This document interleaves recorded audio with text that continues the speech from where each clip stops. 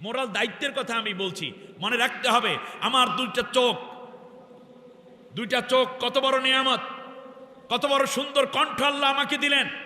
আমার পাকস্থলী, আমার লিভার ফাংশন, আমার ব্লাড ভাল্ব, আমার কিডনি, আমার হার্ট, আমার যৌবন, আমার হায়াত, আমি যেই খাবার খাই, আমি যে অক্সিজেন নেই, আমার দাঁত, আমার জিহ্বা, আমার রক্ত, আমার হাড্ডি, আমার চামড়া, আমার পশম, আমার হায়াত, আমার স্ত্রী, আমার সন্তান, এগুলো সব দিয়েছেন যিনি, তার নাম কি? এইগুলা আপনাকে আল্লাহ দিয়েছেন, কারণ আপনি আল্লাহর খলিফা। এই জন্য খেলাফতের যত রকমের প্রসাধনী দরকার, যত রকমের উপকরণ দরকার, যত যোগ্যতা দরকার, সব আল্লাহ আপনাকে দিয়েছেন তার খেলাফত প্রতিষ্ঠা করার জন্য। কিন্তু আপনি কণ্ঠ উঁচু করে সংসদে আল্লাহর বিধানের পক্ষে কথা না বলে অন্যের পক্ষে যদি বলেন, এটাই নাফরমানি। লাইন শাকারতুম লাআজিদান্নাকুম, তুমি আমার নিয়ামতের শুকরিয়া আদায় করো, মানে আমি যেই উদ্দেশ্যে তৈরি করি তুমি সেই কাজ বাস্তবায়ন করো। এটার যদি বিপরীতে যাও, ওয়ালাইন কাফারতুম ইন্না আযাবি লাশাদীদ, মনে রাখবে যদি আমি আল্লাহর শুকরিয়া আদায় না করো কাজের মাধ্যমে, তাহলে আমার শাস্তি বড় কঠিন। আমরা তো আল্লাহর খলিফার প্রমাণ দিতে পারি নাই। সৃষ্টির উদ্দেশ্য কি? কত মানুষ পৃথিবীতে আসে, সুম্মা লা তুসআলুন্না ইয়াওমা ইদিন আনিন নাঈম, আমি তোমাকে যে নিয়ামত দিয়েছি সব নিয়ামত সম্বন্ধে জিজ্ঞাসাবাদ করবই করব। আপনি দেখেন আজকে বাংলাদেশের বিরোধী দলীয় নেতৃবৃন্দ এবং সংসদে সরকার দলের লোকেরা প্রত্যেকটা ভিকটিম ছিলেন, প্রত্যেকটা কষ্ট পেয়েছেন। তারা যে দেশে আসবেন, আবার নেতা হবেন, ধর্মমন্ত্রী, আমি দেখলাম সেদিন কায়কোবাদ সাহেব, আল্লাহ তাকে নেক হায়াত দান করুন, মানে তিনি কেঁদে দিয়েছেন, আমার থাকার কথা ছিল কোথায়, আল্লাহ তুমি আমাকে এনেছো এখানে। আপনি দেখেন লুৎফুজ্জামান বাবর সাহেব, এটিএম আজহারুল ইসলাম সাহেব, আল্লাহ তাদেরকে নেক হায়াত দিন, বলেছেন আমার থাকার কথা ছিল ফাঁসির মঞ্চে, আজকে আল্লাহ তাআলা আমাকে এমপি বানিয়ে দিয়েছেন। এই হাসনাত আব্দুল্লাহ বলেন, সেখান থেকে ধরে ডক্টর শফিকুল ইসলাম মাসুদ সহ অন্য যারা আছেন, তাদের প্রত্যেককে একাধিকবার মৃত্যুর সম্মুখীন হতে হয়েছে। তাদের বুলেট, তাদের বুক বেধার কথা ছিল, আল্লাহ রাব্বুল আলামিন সেখান থেকে বের করে আজকে তাদের সম্মানিত করলেন। এই কথা যদি বিশ্বাস করি এটা আমার আল্লাহ করেছেন, আমি আল্লাহর গোলাম, তাহলে সাথে সাথে এই কথা স্বীকার করতে হবে, এই সংসদে সরকারি দল বিরোধী দল মিলে যে তর্ক করছেন, এই তর্ক জাতি দেখতে চায় না। জুলাই সনদ তখন বাস্তবায়িত হবে যেই দিন বাংলার জমিনে আল্লাহর কোরআনের শাসন কায়েম হবে, ঠিক কিনা বলে?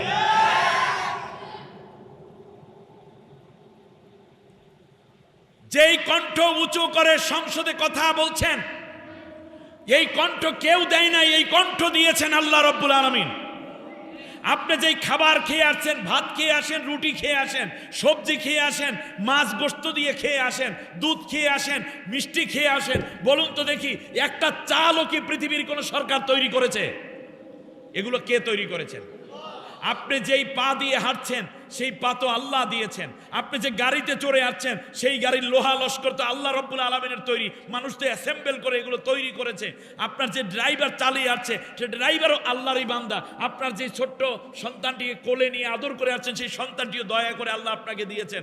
আল্লাহর আসমানের নিচে জমিনের উপর দিয়ে আসলেন আর সংসদে উঠা আল্লাহ রাব্বুল আলামিনের কোরআনের বিধান কায়েমের পক্ষে আপনি কথা বলছেন না, অথচ আপনারা প্রত্যেকে ছিলেন আল্লাহর প্রতিনিধি। আল্লাহর প্রতিনিধি হলে আল্লাহর আইনের প্রতিনিধিত্ব করতে হবে। যদি এটা না করেন আল্লাহ তাআলার কাছে কঠিন জবাবদিহি করতে হবে। আর যদি এই ক্ষেত্রে কোনো পীর, কোনো ভাষায়, কোনো বুজুর্গ, কোনো ইমাম, কোনো খতিব, কোনো বক্তা কৃপণতা করে আল্লাহর বিধান প্রতিষ্ঠার জন্য যদি তার অকণ্ঠ সমর্থন এবং প্রতিনিধিত্ব না থাকে, সে সৃষ্টির উদ্দেশ্য বাস্তবায়ন করে নাই বিদায় আল্লাহর কাছে তারও ধরা খাইতে হবে, যেমন ধরা খাইছে ইবলিস, যেমন ধরা খাইছে আব্দুল্লাহ বিন উবাই। নবীজি বলেছেন আল কোরআন হুজ্জাতুল লাকা আও আলাইক, কোরআন তোমার পক্ষে কিংবা বিপক্ষে দলিল হবে। আপনাদের কাছে আমি জানতে চাই, আপনারা কি এই কোরআনকে নিজের বিপক্ষে দলিল করবেন না পক্ষে দলিল করবেন? পৃথিবীর অন্য কোন কিতাব, অন্য কেউ আপনার পক্ষে কিংবা বিপক্ষে দলিল নয়। একটি কিতাব আমাদের পক্ষে কিংবা বিপক্ষে দলিল, সেই কিতাবের নাম কি? আমার কথা এটা না। মান জাআলাহু আমামাহু কাদাহু ইলাল জান্নাহ, নবীজি বলেছেন যারা কোরআনকে সামনে রেখে তার জীবনকে পরিচালিত করবে, কোরআনে যা আছে তা মানবে, কোরআনে যা নাই তা বাদ দেবে, এই ব্যক্তি পরকালে কোরআন তার সামনে সামনে যাবে, জান্নাতে না পৌঁছানো পর্যন্ত কোরআন তাকে একা ছেড়ে চলে যাবে না। আল্লাহু আকবার। আর যারা কোরআনকে পেছনে ফেলে অন্য কোন জীবন বিধান দর্শন চিন্তাকে লালন করবে, কোরআন তাদেরকে পেছন দিক থেকে ধাওয়া করবে। অমাং জাআলাহু খলফা জহরিহি সাকাতাহু ইলান নার, জাহান্নামে না ফেলা পর্যন্ত কোরআন তার পিছু থেকে সরে যাবে না। নাউজুবিল্লাহ পড়েন। তাহলে আমরা কি কোরআনকে সামনে রেখে জীবন চালাতে রাজি আছি? অতএব কোরআন যা বলেছে আমরা সেটা জানার চেষ্টা করব ইনশাআল্লাহ। সেই জন্য আমি আপনাদেরকে বিনয়ের সাথে একটা বিষয় শুধু বলতে চাই যে যেই কুল্লু হিজবিম বিমা লাদাইহিম ফারিহুন, যে যেটা করে সেটা নিয়ে আনন্দ করে, মনে করে আমি ঠিক আছে। কিন্তু মনে রাখতে হবে হেদায়েত অনেক না, হেদায়েত হবে কয়টা? একটা। আমার দিকে তাকান। আচ্ছা 3 আর 2 যোগ করলে কত হয়? 5। কোন ছাত্র যদি লেখে 3 আর 2 8, এটা কি ঠিক হয়েছে? হয় নাই। 3 আর 2 কেউ যদি 4 লেখে তাও কি ঠিক হয়েছে? 3 আর 2 মিলে যদি কেউ 99 লেখে তাও কি অঙ্ক ঠিক আছে? তো এতগুলো সংখ্যা লিখেছে, খুশি হওয়ার কথা না? না, মূল বিষয় হচ্ছে 3 আর 2 যোগ হবে 5। হেদায়েত সঠিক যারা তাদের সকলের রেজাল্ট কত হবে? 5। আর এর বাইরে কম বেশি যা হবে সবগুলো কি ভুল।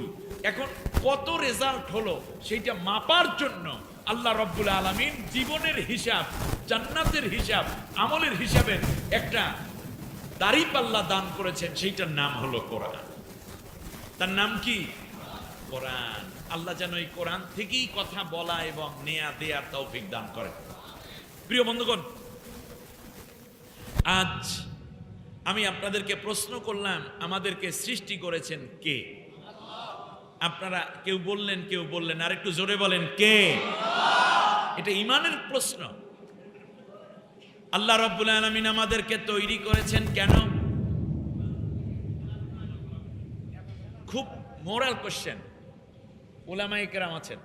আমি আপনাদেরকে নিয়ে আবারও বলেছি, আমি ওয়াজ না, কিছু কথা শেয়ার করব, নেব দেব।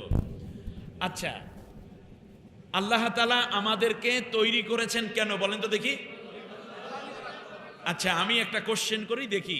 আমি বললাম না যে আমি কোশ্চেন করব, আপনারা জবাব দেবেন, আপনারা বলবেন, আমি আবার রিপিট করব। আচ্ছা, আল্লাহ তাআলা ইবাদত করার জন্য তৈরি করেছেন, এই কথা কে কে জানেন? হাত উঁচু করে একটু দেখান তো দেখি। ইবাদত করার জন্য তৈরি করেছেন, আমিও জানি এটা, আলহামদুলিল্লাহ। হাত নিচু করেন। আচ্ছা, আর কেন তৈরি করেছেন?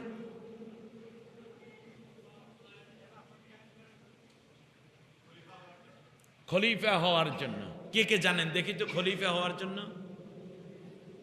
1 2 3 4 5 6 7 8 9 10 11। মাশাআল্লাহ, এও ভালো। হাত নিচু করেন। আরো একটা কাজ আছে। আল্লাহ তাআলা বলেছেন, আল্লাযী খলাকাল মাউতা ওয়াল হায়াতা লিয়াবলুয়াকুম আইয়ুকুম আহসানু আমালা ওয়া হুয়াল আজিজুল গফুর। আর একটা কাজ, সেটা হচ্ছে কে উত্তম কাজ, কল্যাণ কাজ করো, যেটা আমাদের সম্মানিত খতিব সাহেব বলেছেন, তাআওয়ানু আলাল বিররি ওয়াত তাকওয়া ওয়া লা তাআওয়ানু আলাল ইসমি ওয়াল উদওয়ান। নেক কাজে সহযোগী করে। এই নেক কাজের জন্য আল্লাহ আমাদেরকে পৃথিবীতে তৈরি করেছেন। সুবহানাল্লাহ। আচ্ছা, আমাদের সমাজে আমার যতটুকু বুঝ আছে 95% মানুষ একটা বিষয় জানি, সেটা হচ্ছে আল্লাহ আমাদেরকে ইবাদত করার জন্য তৈরি করেছেন। কিন্তু এই বিষয়টাকে যেহেতু আমরা জানি, এটা নিয়ে ডিসকাস করার দরকার নেই। যেটা জানি না সেইটা জানা বেশি জরুরি, ঠিক কিনা? আচ্ছা, অথচ জানা দরকার। যেমন আপনাদেরকে একটা কোশ্চেন করি, এই যে মসজিদটা সুন্দর করে বানাইছেন আপনারা, আচ্ছা, বানানোর সময় এই যে ইমাম সাহেবের জায়গাটা বানানো হয়েছে, অথবা আমরা এই যে ফ্যানের জন্য একটা হুক লাগানো হয়েছে, এখনো তৈরি হয় নাই। যে কোনো জিনিস কেন তৈরি করা হচ্ছে, আমি জ্ঞানীদেরকে নিয়ে কথা বলছি, জ্ঞানীদের জন্য কথা বলছি। আমি খুব মনোযোগ আকর্ষণ করছি আপনাদের কাছে বিনয়ের সাথে। জিনিসটা কেন তৈরি করা হচ্ছে, এইটা কি তৈরি করার পরে উদ্দেশ্য নির্ধারণ করা হয়, নাকি তৈরি করার আগেই? ইয়েস, এই তো আমি জ্ঞানীদের সাড়া পাচ্ছি, আলহামদুলিল্লাহ। তৈরি করার পর যেটা করা হয় সেইটা কি উদ্দেশ্য, নাকি তৈরির আগে যেইটা করা হয় সেইটা হলো মূল উদ্দেশ্য? তৈরির আগে যেটা, এই কথার সাথে কারো কোনো দ্বিমত আছে? নাই। আচ্ছা, তৈরি করার পরে যেটা করা হয় সেটা হলো ওই মূল উদ্দেশ্য বাস্তবায়ন করার জন্য তাকে লাগিয়ে রাখা। তাকে কি লাগিয়ে রাখে, যাকে মূল উদ্দেশ্যটা বাস্তবায়িত হয়। প্রিয় ভাইরা, এখনো পর্যন্ত মানুষ তৈরি হয় নাই। আদম আলাইহিস সালাম তৈরি হন নাই, হাওয়া তৈরি হন নাই, পৃথিবীতে পাঠান নাই। সেই সময় আল্লাহ তাআলা আদম আলাইহিস সালামকে কেন্দ্র করে, মানুষকে কেন্দ্র করে, মানব জাতিকে কেন্দ্র করে যেই কথাটা বলেছেন সেইটাই হলো মানব সৃষ্টির উদ্দেশ্য। সৃষ্টি করার পরে ওই উদ্দেশ্য বাস্তবায়ন করার জন্য আল্লাহ যা করতে বলেছেন সেইটা হলো মূল উদ্দেশ্য বাস্তবায়নের বাহন, আর ওইটা হলো ইবাদত। ওইটার নাম কি? ইবাদত। এই যে আমাদের সম্মানিত আমার আগে যে মোহতারাম আলেম কথা বলে গেলেন, তিনি বলেছেন আপনার স্ত্রীর সাথে আপনি যে মেলামেশা করছেন এটাও ইবাদত। আপনি বাজারে যাচ্ছেন সেটাও কি? দোকানপাট করছেন সেটাও কি? ইবাদত। এই ইবাদতের পূর্বে আমার আপনাকে আল্লাহ তাআলা বানানোর আগেই যেই কাজটা দায়িত্ব দিয়েছেন ওইটা হলো উদ্দেশ্য, আর বানানোর পরে যে কাজের কথা বলেছেন সেটা মূল কাজ বাস্তবায়নের পন্থা এবং দাবি, যাতে করে তুমি মূল কাজ থেকে কখনো সরে যেতে না পারো।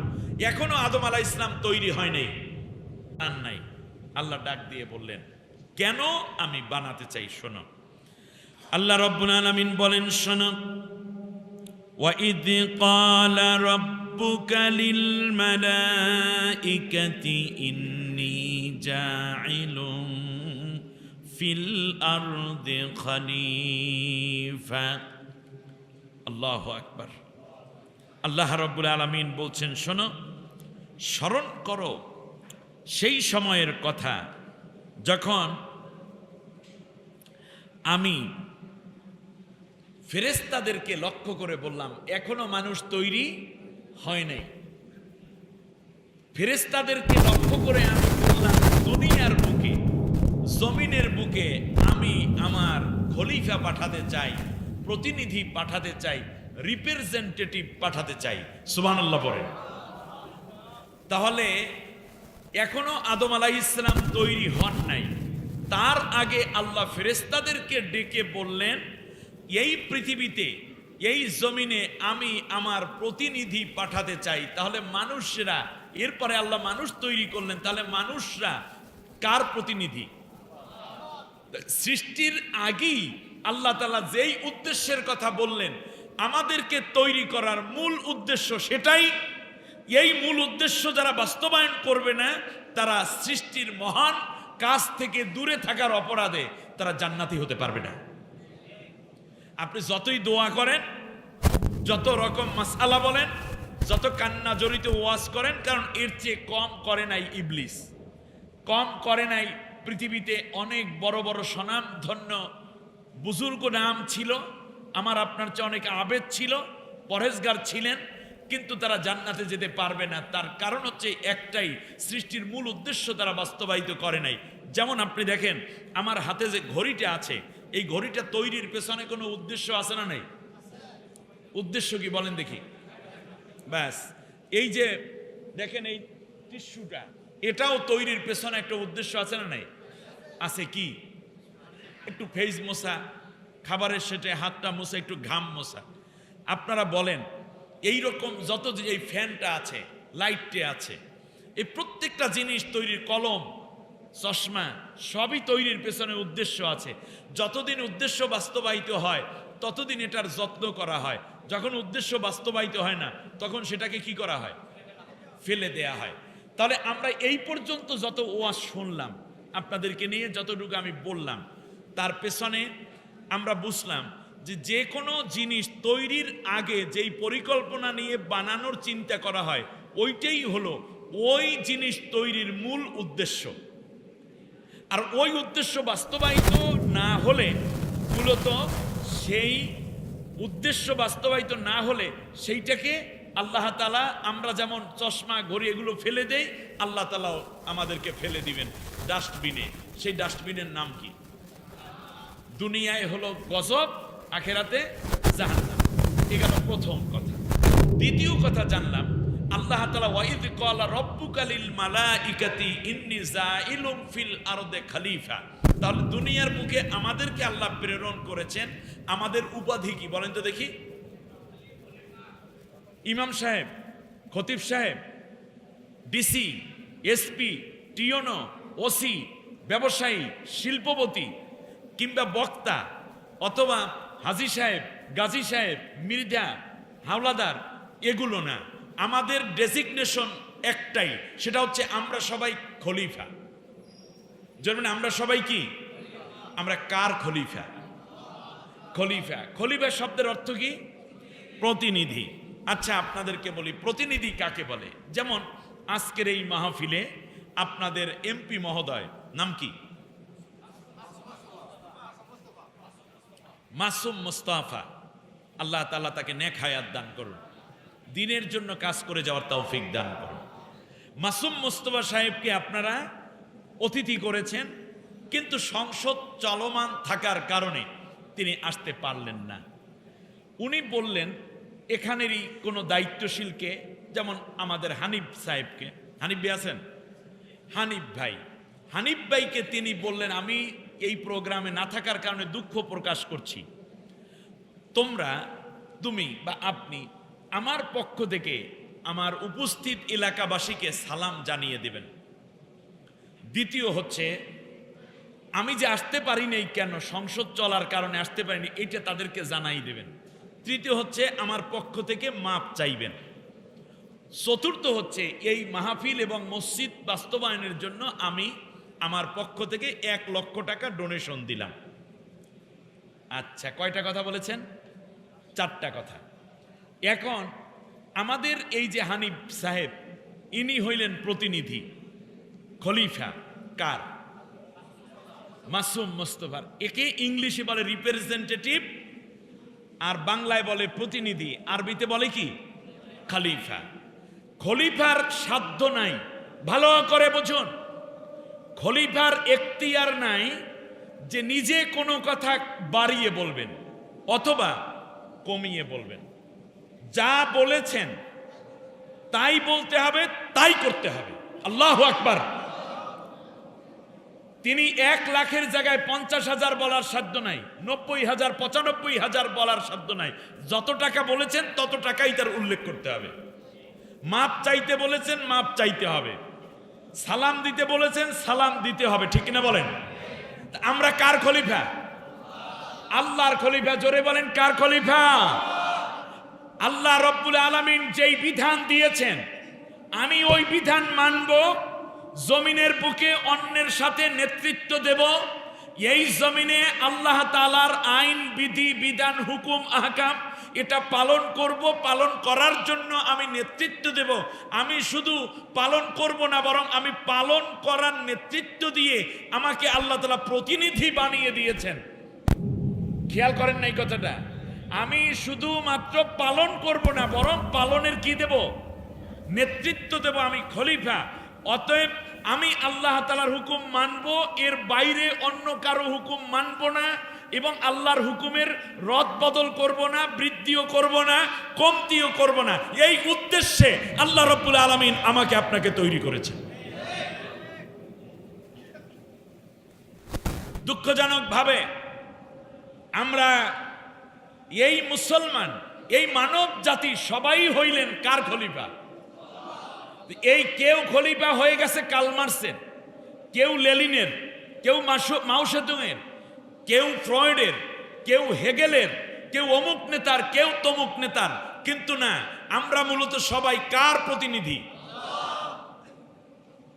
যদি এই প্রতিনিধিত্ব আমরা না করি, তাহলে আল্লাহ রব্বুল আলামিন আমাদেরকে ডাস্টবিনে ফেলে দিবেন। আমি আপনাদেরকে শুধু একটা কথা বলি, তাহলেই বুঝতে পারবেন। আপনারা ইবলিসের নাম শুনেছেন? ইবলিস আল্লাহ রাব্বুল আলামিনের ইবাদত করেছে দীর্ঘদিন। কোন কোন কিতাবে আছে ৭০ লক্ষ বছর পর্যন্ত সে ইবাদত করেছে। কার? আল্লাহ। আল্লাহ রাব্বুল আলামিনের ইবাদত করলো ৭০ লক্ষ বছর ইবাদত করতে করতে এক পর্যায়ে ফেরেশতাদেরও মধ্যে তার প্রভাব এবং শ্রেষ্ঠত্বের জায়গায় পৌঁছে গেল। ৭০ লক্ষ বছর পরে আল্লাহ বললেন, এবার আমার একটা হুকুম মানো। কি মানো? হুকুম মানো। এতদিন ৭০ লক্ষ বছর করেছে কি? ইবাদত। এবার আসছে কি? হুকুম। ভালো করে বুঝুন, আমার হুকুম মানো। হুকুমটা ছিল কি? উসজুদু লি আদম ফাসাজাদু ইল্লা ইবলিস। আমি আল্লাহ বললাম তোমরা সবাই আদমকে সেজদা করো, সবাই সেজদা করলো। এইটা কি ইবাদত ছিল নাকি হুকুম ছিল? এটা ছিল হুকুম। হুকুমের ক্ষেত্রে এসে ইবলিস আল্লাহকে মানে নাই, আল্লাহর হুকুম মানে নাই, কিন্তু সে আল্লাহর ইবাদত মেনেছে। বুঝাইতে পারি নাই? কত বছর? ইবাদতের ক্ষেত্রে পটু, আল্লাহকে সেজদা করে, আল্লাহ রাব্বুল আলামিনের জিকির করে, আল্লাহকে রুকু করে, আল্লাহর জিকির করে, আল্লাহ রাব্বুল আলামিনের জন্য কিয়াম করে, আল্লাহর জন্য তাসবিহ পড়ে। কোনো অসুবিধা নাই। লক্ষ লক্ষ বছর আল্লাহ রাব্বুল আলামিন এবার বললেন আমার হুকুম পালন করো। হুকুমটা ছিল আদমকে তুমি সেজদা করো। এইটা কি মানছে? এখানে এসে দ্বিমত পোষণ করল। ইবলিস বলল আনা খয়রুম মিনহু, আমি আদমের চেয়ে শ্রেষ্ঠ। খলাকতানি মিন নারি ওয়া খলাকতাহু মিন তিন। আল্লাহ তুমি আমাকে বানাইছো আগুন দিয়ে, আর আদমকে বানিয়েছো মাটি দিয়ে। তোমার এই কথা আমি মানি না, আমি এইটার সাথে একমত হইতে পারি নাই। তাহলে আপনারা দেখুন, একটু সাউন্ড দিতে হবে কষ্ট করে। জি আচ্ছা, আসবে, কারেন্ট আসবে, অসুবিধা নেই। এবার আমার কথা কি শোনা যাচ্ছে? এবার শুনুন, ইবাদত করলো ৭০ লক্ষ বছর। এর মধ্যে ঘুম নাই, নিদ্রা নাই, খাওয়া নাই। আর হুকুম অমান্য করছে কয়টা? একটা। তাহলে আমাদের সমাজের মধ্যে আমাদের অনেক ভাইরা আল্লাহর গোলাম, আল্লাহর প্রতিনিধি, আল্লাহর খলিফা এরকম আছি যে আমরা ইবাদতে খুব পটু, কিন্তু আল্লাহর হুকুম পালনের ক্ষেত্রে বহুত দ্বিমত, বহুত রকমের মতামত, বহুত রকমের ইখতিলাফ। মনে রাখবেন, ইবাদত করে আল্লাহর গোলামত্ব থাকতে পারে, কিন্তু আল্লাহ রাব্বুল আলামিনের হুকুম না মেনে আল্লাহ রাব্বুল আলামিনের প্রিয় হওয়া যায় না, গোলাম হওয়া যায় না, জান্নাতি হওয়া যায় না। এবার ইবলিসের কাছ থেকে ৭০ লক্ষ বছর পরে আমি একজন মানুষের কথা আপনাদেরকে বলি। নবীজির সাথে ইবাদত করত, নবীর সাথে নামাজ পড়ত, নবীর সাথে রোজা রাখত, নবীর সাথে ইফতার করত, নবীর সাথে মিলি সাহারি খাইত, তাহাজ্জুদ পড়ত, নবীর সাথে মিলে সফর করত, নবীর সাথে মিলে জিকির করত, নবীর সাথে মিলে তেলাওয়াত করত, কিয়ামুল লাইল করত। নাম আব্দুল্লাহ বিন ওবাই। নাম কি? আলোচনা বুঝতে কষ্ট হচ্ছে আপনাদের মনে হয়। আমি একটি বেসিক কথা বলার জন্য মূলত চেষ্টা করছি। খেয়াল করুন, নবীর সাথে মিলে নবীর মতো দাড়ি, নবীর মতো টুপি, নবীর মতো পাঞ্জাবি, নবীর মতো রুমাল, নবীর মতো জুব্বা, নবীর আতর, নবীর পাথর, নবীর সুরমা, নবীর খুরমা, একসাথে নবীর সাথে কম্বিনেশন করে, নবীর সাথে ম্যাচিং করে চলে। তাহাজ্জুদে আছে, তিলাওয়াতে আছে, রুকুতে আছে, সাজদায় আছে, রোজায় আছে, সাহারিতে আছে, ইফতারিতে আছে, কোলাকুলিতে আছে, মিষ্টি খাওয়ায় আছে, খেজুরে আছে, সব জায়গায় নবীর সাথে। কিন্তু খেলাফতের দায়িত্ব পালনের ক্ষেত্রে সে নাই। নাম আব্দুল্লাহ বিন ওবাই। দাড়ি নবীর মতো, টুপি নবীর মতো, পাঞ্জাবি নবীর মতো। এবার আপনাদের কাছে জানতে চাই, আব্দুল্লাহ বিন ওবাই জান্নাতি নাকি জাহান্নামী? নামাজ পড়ে নবীর সাথে মসজিদে নববীতে, কথা বোঝেন নাই, মসজিদে নববীতে 1 রাকাত নামাজে 50 লক্ষ রাকাতের সওয়াব। আল্লাহর নবী উহুদের ময়দানে যাবেন, সালাম ফিরিয়ে ফজরের নামাজ, আব্দুল্লাহ বিন ওবাই নামাজ পড়েছে নবীর পেছনে, সালাম ফিরিয়ে নবী বললেন, কাফেরেরা চলে এসেছে মক্কার কিনারে, মদিনার কিনারে চলে এসেছে আমার সাহাবীরা, কি সিদ্ধান্ত তোমরা বলো? সব সাহাবী বলল, নবী কোনো কথা নাই, রওনা করেন। নবী একটু সময় দিলেন, বাড়ি থেকে বলে আসো, যার যার বাড়িতে শেষে চলে গেল, যুদ্ধাস্ত্র নিয়ে আসলো। আল্লাহর নবী রওনা করলেন। কিছু দূর যাওয়ার পরে আব্দুল্লাহ বিন ওবাই বলল, নবীর পিছে নামাজ পড়ি, নবীর মতো দাড়ি রাখছি, পাঞ্জাবি পড়ি, নবীর মতো জিকির করি, নবীর সাথে তাহাজ্জুদ পড়ি, নবীর মতো রোজা রাখি, ইফতার করি, এইটাই তো যথেষ্ট, আবার যুদ্ধে যাওয়া লাগবে কেন? তার কারণ খেলাফতকে ধ্বংস করে দেওয়ার জন্য আসছে কাফেরেরা। বলেন, খেলাফতকে ধ্বংস করার জন্য আসছে কারা? কাফেরেরা। আর বিশ্বনবী রওনা করছেন সাহাবীদেরকে নিয়ে খেলাফতের দায়িত্ব পালন করতে। মাঝখানে আব্দুল্লাহ বিন ওবাই ভিন্ন যুক্তি বের করেছে। সে বলতেছে, নামাজ রোজা হজ যাকাত নবীর সাথে করি, নতুন করে আবার কেন যুদ্ধে যাওয়া লাগবে? তার কারণ খেলাফত প্রতিষ্ঠা হচ্ছে মূল কাজ। আর আমরা যে সব সময় আল্লাহর গোলাম আছি, ঐক্যবদ্ধ থাকি, এক নেতার পিছনেই আমরা থাকি, এই সবগুলো ওই ঐক্যবদ্ধ শক্তি ছাড়া খেলাফত প্রতিষ্ঠা করা যায় না। এই জন্য ইসলামের সব ফরজ ইবাদতগুলোকে আল্লাহ জামাতবদ্ধভাবে আদায়ের হুকুম করেছে। নামাজ কি করে? একা ফরজ নামাজ একা নাকি জামাতে? রোজা রাখে, ফরজ রোজা রাখে কি গোপনে গোপনে নাকি একেবারে জানাইয়া সবাই রোজা, এইরকম বুঝায় কিনা? এবারে আপনি আসেন, হজ করা ফরজ, এটা কি কোনো এক ব্যক্তি গিয়ে জিলহজ মাসে হজ করে আসে, নাকি সব দুনিয়ার মানুষ জানাইয়া শোনাইয়া তারপর যায়? এই জন্য ফরজ যত ইবাদত আছে, যেহেতু খেলাফতের দায়িত্ব পালন করা ফরজ, এই জন্য ফরজ ইবাদতের মাধ্যমে আল্লাহ রব্বুল আলামিন খেলাফতের দায়িত্ব পালনে ঐক্যবদ্ধ থাকার জন্য একটা প্রশিক্ষিত করে গড়ে তোলে।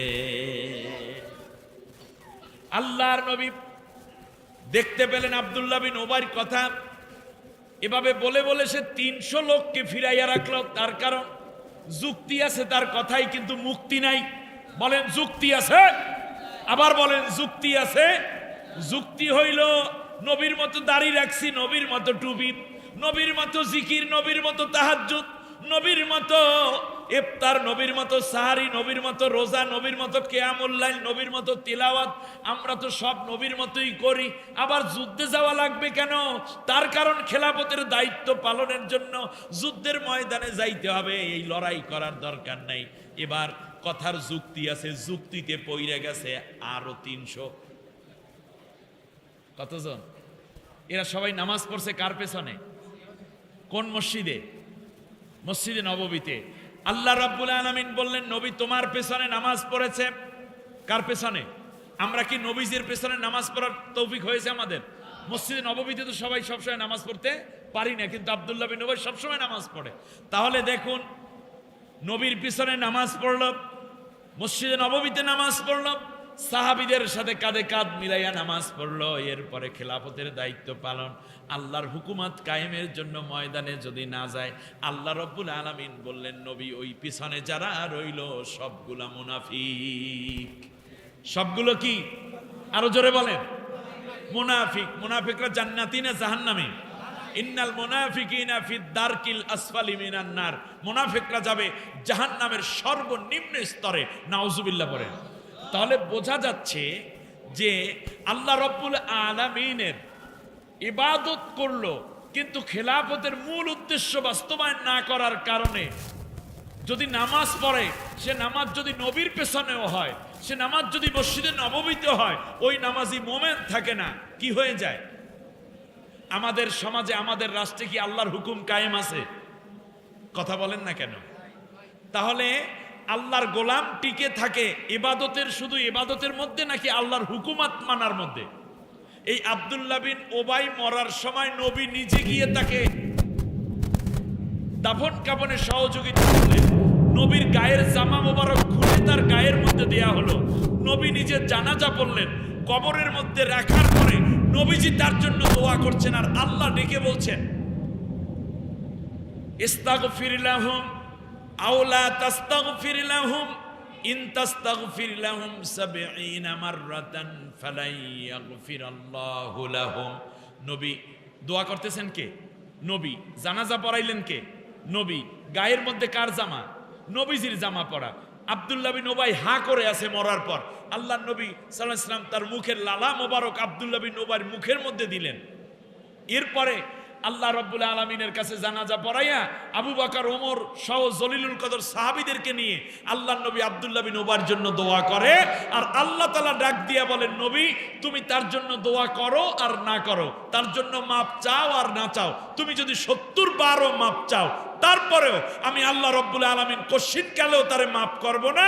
তার কারণ হলো এই যে সে ইবাদতে ছিল, খেলাফতের মধ্যে ছিল না বিদায় আমি তার ঈমান কবুল করি নাই। এর চেয়ে জ্বলন্ত উদাহরণ আর কি হবে? আমাদের সমাজে অনেক আবেদ আছি, কিন্তু খেলাফতের দায়িত্ব পালন 1 নম্বরে ছিল খেলাফতের দায়িত্ব পালন। আর খেলাফতের দায়িত্ব পালন করতে হলে ইবাদত করা লাগে, ইবাদত না হলে খেলাফতের মৌলিক স্বাদ এবং বাস্তবতা বোঝা সম্ভব নয়। আমার ভাইরা, আমি কয়েকটা কথা বলি। আপনারা দেখুন, এই যে রমজান চলে গেল, আমাদের সম্মানিত খতিব সাহেব মোহতারাম ভাই বলে গেলেন যে আমরা এখানে তাকওয়া শিখেছি। আচ্ছা, তাকওয়াটা কি? অনেক তাকওয়ার ওয়াজ আপনারা শুনছেন। আচ্ছা বলেন তো দেখি, রোজা ফরজ হয়েছে, সিয়াম ফরজ হয়েছে 2য় হিজরিতে, তাই না? 2য় হিজরিতে। যেই কথাগুলো কেউ বলে না, আমি ওই কথাগুলো বলার চেষ্টা করি। গতানুগতিক ওয়াজ তো আপনারা শুনবেনই সবসময়। এবার দেখেন, এই 2য় হিজরিতে সাহাবীগণ রোজা রাখা শুরু করলেন, মাত্র 16টা রোজা রেখেছেন। এমন সময় আল্লাহ রাব্বুল আলামিন বললেন, ও নবী, কুতিবা আলাইকুমুল কিতাল ওয়া হুয়া কুরহুল লাকুম আসা আন তুহিব্বু শাইয়্যান ওয়া হুয়া শাররুল লাকুম আসা আন তাকরাহু শাইয়্যান ওয়া হুয়া খায়রুল লাকুম। যে নবী, তোমাদের উপরে কুতিবা আলাইকুমুল কিতাল, ওখানে বললেন কুতিবা আলাইকুমুস সিয়াম, রোজা রাখা শুরু হয়ে গেল, ইবাদত। এবার আল্লাহ রাব্বুল আলামিন বললেন কুতিবা আলাইকুমুল কিতাল, তোমাদের উপরে আমি আল্লাহর জমিন, আমি আল্লাহর, আমি তোমাকে বানিয়েছি, উদ্দেশ্য হলো দুনিয়ায় আমি আল্লাহর প্রতিনিধিত্ব করবা, সেই প্রতিনিধিত্ব ধ্বংস করতে যারা আসে তাদের বিরুদ্ধে লড়াই করাকে আমি আল্লাহ ফরজ করে দিলাম। এখন আপনাদেরকে জানতে চাই, রাসূল সাল্লাল্লাহু আলাইহি ওয়াসাল্লাম যখন এই আয়াত শোনালেন, সাহাবীগণ কি বসে বসে আল্লাহর জিকির করেছিলেন, নাকি সাহাবীগণ বদরের প্রান্তরে হাজির হয়েছিলেন? তারা কি রোজার কোনো অজুহাত দিয়েছেন? কারণ তারা জানেন এই রোজা হচ্ছে আল্লাহর গোলামিত্বের প্রশিক্ষণ, আর প্রশিক্ষণের জন্য যেই ময়দান, সেই ময়দান হচ্ছে ওই জিন্নি জাইলুন ফিল আরদে খলিফা, আরদুন মানে জমিন, জমিনের মধ্যে গিয়ে প্রমাণ দিতে হবে সৃষ্টি যার, আইন তার, আলা লাহুল খলকু আল আমরু, সৃষ্টি যার, আইন চলবে তার, কারণ এই জমিন আল্লাহর, এখানে আইনও চলবে কার? আর এই প্রতিনিধিত্ব করবে কারা? মুসলমানরা না, বরং মানুষেরা। আর বিরোধিতা করবে শয়তানের উত্তরসূরিরা। এই জন্য কি যুদ্ধ থামিয়ে দেবেন, নাকি এটা চলমান থাকতে হবে? তাহলে এই বাংলাদেশের এই ভূমিটুকু কার? সেখানে আমরা প্রতিনিধি আছি না নাই? এই প্রতিনিধি শুধু কি হেফাজত ইসলামের কাজ, শুধু সরবনের কাজ, শুধু জামাত ইসলামের কাজ, নাকি সব মানুষের কাজ? কিন্তু এখনো কি আল্লাহর জমিনে আল্লাহর আইন প্রতিষ্ঠিত হয়েছে? হয় নাই। জুলাই বিপ্লব হলো, এত বড় একটি রক্তক্ষয়ী সংঘর্ষ হলো, এরপরে নতুন সংসদ গঠিত হলো, সংসদে বেশিরভাগ মুসলমান, তারা এমপি হলো, দল নাম যাই হোক, আপনারা বলুন তো দেখি, তারা কি আল্লাহর জমিনে আল্লাহর আইন দিয়ে চলবে? এই প্রস্তাব কি এতদিন পর্যন্ত এখনো উত্থাপিত হয়েছে? হয় নাই। এর মানেই হচ্ছে আমরা খেলাফতের বেসিক দায়িত্ব পালন করতে ব্যর্থ হচ্ছি। আর এই ব্যর্থতার দায়ভার নিয়ে পরকালে আমাদেরকে আল্লাহর কাছে জবাবদিহি করতে হবে। আল্লাহর নবীর যেই সাহাবী রোজাদার, সেই সাহাবী বদরের যোদ্ধা। তাহলে আমরা রোজাদার হইলাম, কারো বয়স এখানে 70 বছর, কারো 80 বছর, কারো 90 বছর, কেউ 50 বছর, 60 বছর ধরে শুধু রোজাই রাখলাম। কিন্তু আল্লাহর দিন আল্লাহর জমিনে প্রতিষ্ঠিত করতে হবে। সেই দিন যারা রোজাদার ছিলেন, আল্লাহর নবী, আবু বকর, ওমর, উসমান, আলী, কেউ বলে নাই যে আমি তো রোজাদার নবী, এর মধ্যে যুদ্ধ করবো কেমনে? কিন্তু আল্লাহ নবী বললেন, যেহেতু এখন খেলাফতের দায়িত্ব চলে আসছে, তোমরা ছিলা ইবাদতের মধ্যে, ইবাদত বন্ধ করে দাও, খেলাফতের মধ্যে ঢুকে পড়ো, কারণ সৃষ্টির উদ্দেশ্য হলো খেলাফত। এই জন্য আল্লাহ নবী বদরের যুদ্ধের দিন রোজা রাখা নিষেধ করে দিয়েছেন। 16 তারিখ, 17 তারিখ, 18 তারিখ, এই 3 দিন সাহাবীদেরকে নবী বললেন রোজা রাখার দরকার নেই। ঠিক তেমনি 8ম হিজরিতে যখন মক্কা বিজয় হলো যেই দিন, সেই দিনও নবী বললেন আজকে রোজা নাই। ওটাও ছিল রমজান মাস, আপনারা জানেন। আমার বন্ধুগণ, শুধু তাই না, ইবাদত হলো নামাজ, কিন্তু খেলাফতের ডাক আসলে আল্লাহ নবী এই ইবাদতকে পিছিয়ে দিয়েছেন। আমি বুঝাইতে পারিনি। আবার কালকে উল্টা ব্যাখ্যা দিয়েন না, আবার কালকে উল্টা ব্যাখ্যা দিয়েন না যে হুজুরি কই গেছে নামাজ রোজার দরকার নেই, নাউজুবিল্লাহ।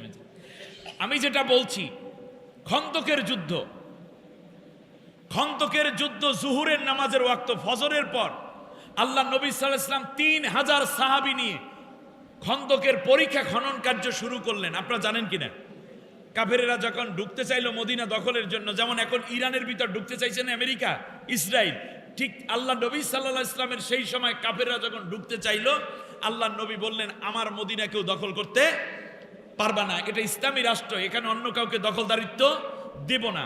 সাথে সাথে রাসূল সাল্লাল্লাহু আলাইহি ওয়াসাল্লাম বললেন, ওরা যেই যেই জায়গা দিয়ে ঢুকবে সেখানে সশস্ত্র আমার সাহাবীরা থাকো লড়াইয়ের জন্য, আর একেবারে বেশি ঢুকবে যেই দিক দিয়া, আল্লাহ নবী 20 হাত পাশে এবং 15 হাত গভীর করে কুয়া খনন করলেন। কুয়া বলতে আমাদের কুয়া তো পানি ওঠে, তখন সেখানে পানি নেই, মরুভূমি, যেন ওরা ঢুকতে না পারে। আল্লাহ নবী নিজেও এই পাথর সরালেন। প্রিয় ভাইরা, ভালো করে বুঝুন, এই কথাগুলো আত্মস্থ করুন, বিবেককে জাগ্রত করুন। জুহুরের ওয়াক্তের আজান হলো। বেলাল রাদিয়াল্লাহু তাআলা আনহুকে নবী বললেন, বেলাল তুমি আজান দাও। কোথায়? মসজিদে নববীতে নাকি খন্দকের ময়দানে? তাই এখন বেলালের মুয়াজ্জিনি কোথায়? যখন যুদ্ধ নাই তখন আজান মসজিদে, যখন একামতে দ্বীনের ডাক এসে যাবে তখন আজান যেই জায়গায় সেই জায়গায়।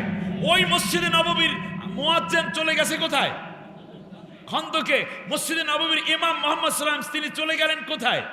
এখন আপনাদেরকে বলি, আল্লাহ নবী বলছেন যে মসজিদে নববীতে 1 রাকাত নামাজ পড়লে 50,000 রাকাতের সওয়াব। আল্লাহ নবী তো বলতে পারতেন যে ঠিক আছে চলো আমরা যাইয়া সওয়াবের জন্য মসজিদে চলে যাই। আল্লাহ নবী কি নামাজ পড়ার জন্য মসজিদে ফিরেই আসছিলেন, নাকি খেলাফত প্রতিষ্ঠার জন্য যেখানে দরকার ছিল সেখানে দাঁড়িয়ে নামাজ পড়েছেন? তাহলে বোঝা যায় সওয়াবের জন্য, ইবাদতের জন্য দৌড়াদৌড়ি করেন, কিন্তু খেলাফতের জন্য আপনার কোনো কাজ নাই। এর মানে আপনি আসল উদ্দেশ্যই বাস্তবায়ন করেন নাই, ফলে আপনার ইবাদত কবুল হবে না। ইবলিসেরটা হয় নাই, আব্দুল্লাহ বিন ওবারটাও হয় নাই, আমার আপনারটাও হবে না, যদি আমাদের ভিতরে মূল উদ্দেশ্য বাস্তবায়ন চেতনা না থাকে।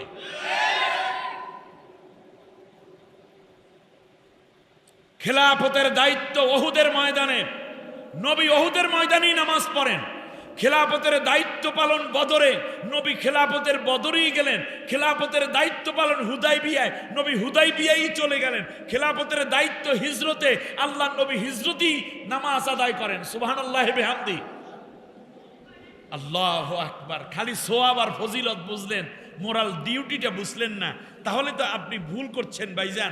আল্লাহর কাছে তো কেমনে জবাব দিবেন? বুঝে শুনে এই কথাগুলো অনেক ক্ষেত্রে আসে না বিদায় আমি আজকে চিন্তা করি যে ওলামায়ে কেরাম এই কথাগুলো কেন বললেন না। আমার দেশে নামাজের ওয়াজ হয়, রোজার ওয়াজ হয়, দাড়ির ওয়াজ হয়, হজের ওয়াজ হয়, জাকাতের ওয়াজ হয়, পর্দার ওয়াজ হয়, হালাল হারামের ওয়াজ হয়, সুদের বিরুদ্ধে ওয়াজ হয়। তাই বলে সুদ কমে গেছে নাকি? এই জন্য সব নারীরা পর্দা করে। ঘুষ বন্ধ হয়ে গেছে, দুর্নীতি বন্ধ হয়ে গেছে। বলুন জিনা ব্যভিচার বন্ধ হয়েছে? হয় নাই, বরং কমতেছে না, দিন দিন বাড়তেছে বাড়তেছে। তার কারণ আমার দেশে এইগুলো ওয়াজ বানানো হয়েছে, অথচ এইগুলো ছিল খেলাফত। সংসদে শুধুমাত্র যেই কয়জন মানুষ আছে, এই কয়টা মানুষ যদি ঐক্যমত্য হয়, আগামী কাল থেকে সব মানুষ নামাজ পড়বে। তাহলে আপনি বলুন দেখি, এই যে কয়দিন আগে, আমার দিকে তাকান, আমি একটু কথা এখানে বলে রাখতে চাই। কয়দিন আগে, বিশেষ করে রমজান মাসে, মাননীয় প্রধানমন্ত্রী কিছু ওলামায়ে কেরামকে নিয়ে, বাংলাদেশের প্রথিতযশা আলেমদেরকে নিয়ে, কওমি আলিয়া এবং দরসে নিজামির, বাংলাদেশে যাদেরকে স্কলার মনে করেছেন তিনি এবং তার টিম, তাদেরকে ডেকে নিয়ে ইফতার মাহফিল করাইছে কিনা? আলহামদুলিল্লাহ, ভালো। এরপরে সেখানে ইমামরা কথা বললেন। সেখানে আমাদের আব্দুর রাজ্জাক বিন ইউসুফ দামাত বারাকাতুল আলিয়া তিনি দেখলাম হাত দিয়ে দোয়াও করে দিয়েছেন, খুব ভালো। এরপরে আমাদের প্রিয় আমার কলিজার টুকরা বন্ধু ভাই শেখ আহমদুল্লাহ হাফেজাহুল্লাহ সহ অনেক আলেম স্কলার ওলামা গেছে, ঠিক না? আমি কিন্তু প্রসঙ্গত কথাটা বলছি।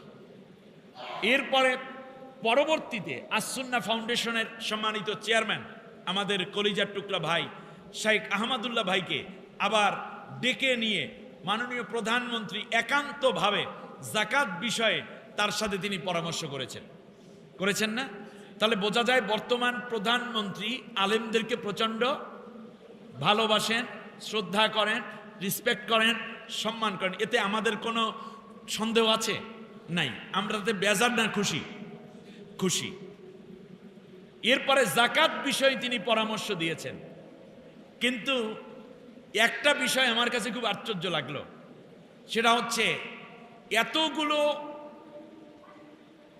বিষয় যেখানে ঘটলো, যাকাতের বিষয় বলা হচ্ছে, কিন্তু আপনাদের কাছে আমি জানতে চাই যাকাত কি বেনামাজি সমাজে না নামাজি সমাজে? আল্লাহ রাব্বুল আলামিন যত জায়গায় যাকাতের কথা বলেছেন সব জায়গায় প্রথমে তিনি নামাজের কথা বলেছেন, তারপরে কি যাকাতের কথা। ইয়েস, এই কনসেপ্টটা আমাদের ভুলে গেলে চলবে না। আকিমুস সালাতা ওয়া আতুস কি আতুস যাকাত আকিমুস সালাত এরকম নাকি?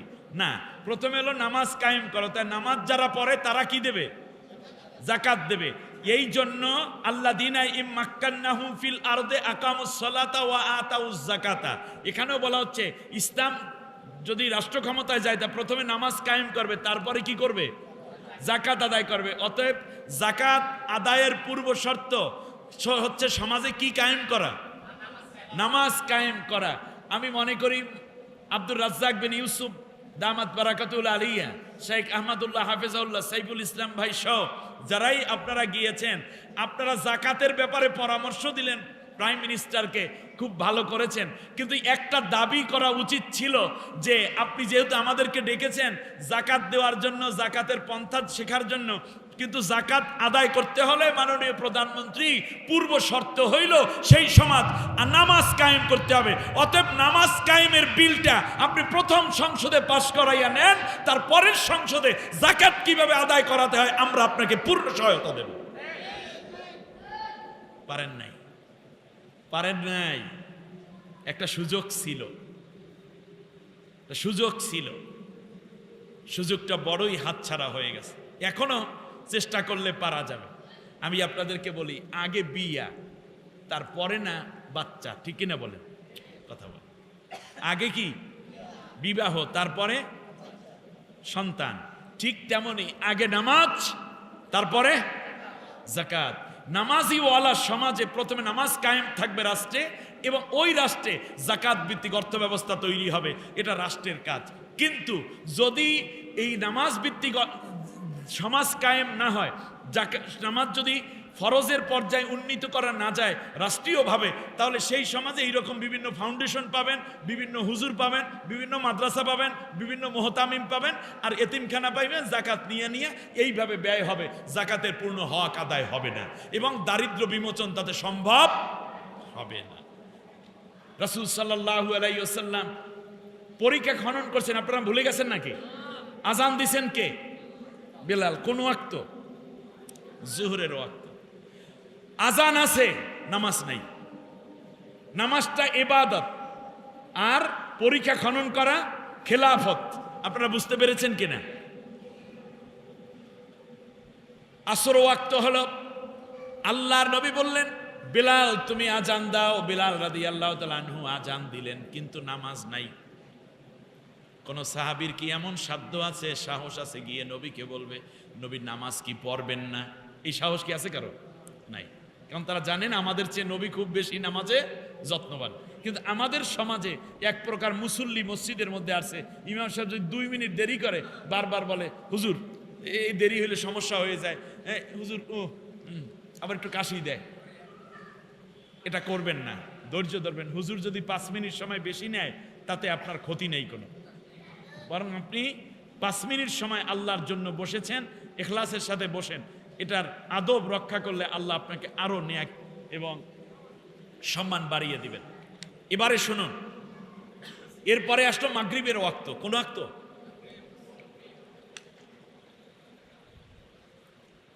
আল্লাহ নবী বললেন সাহাবী আজান দাও।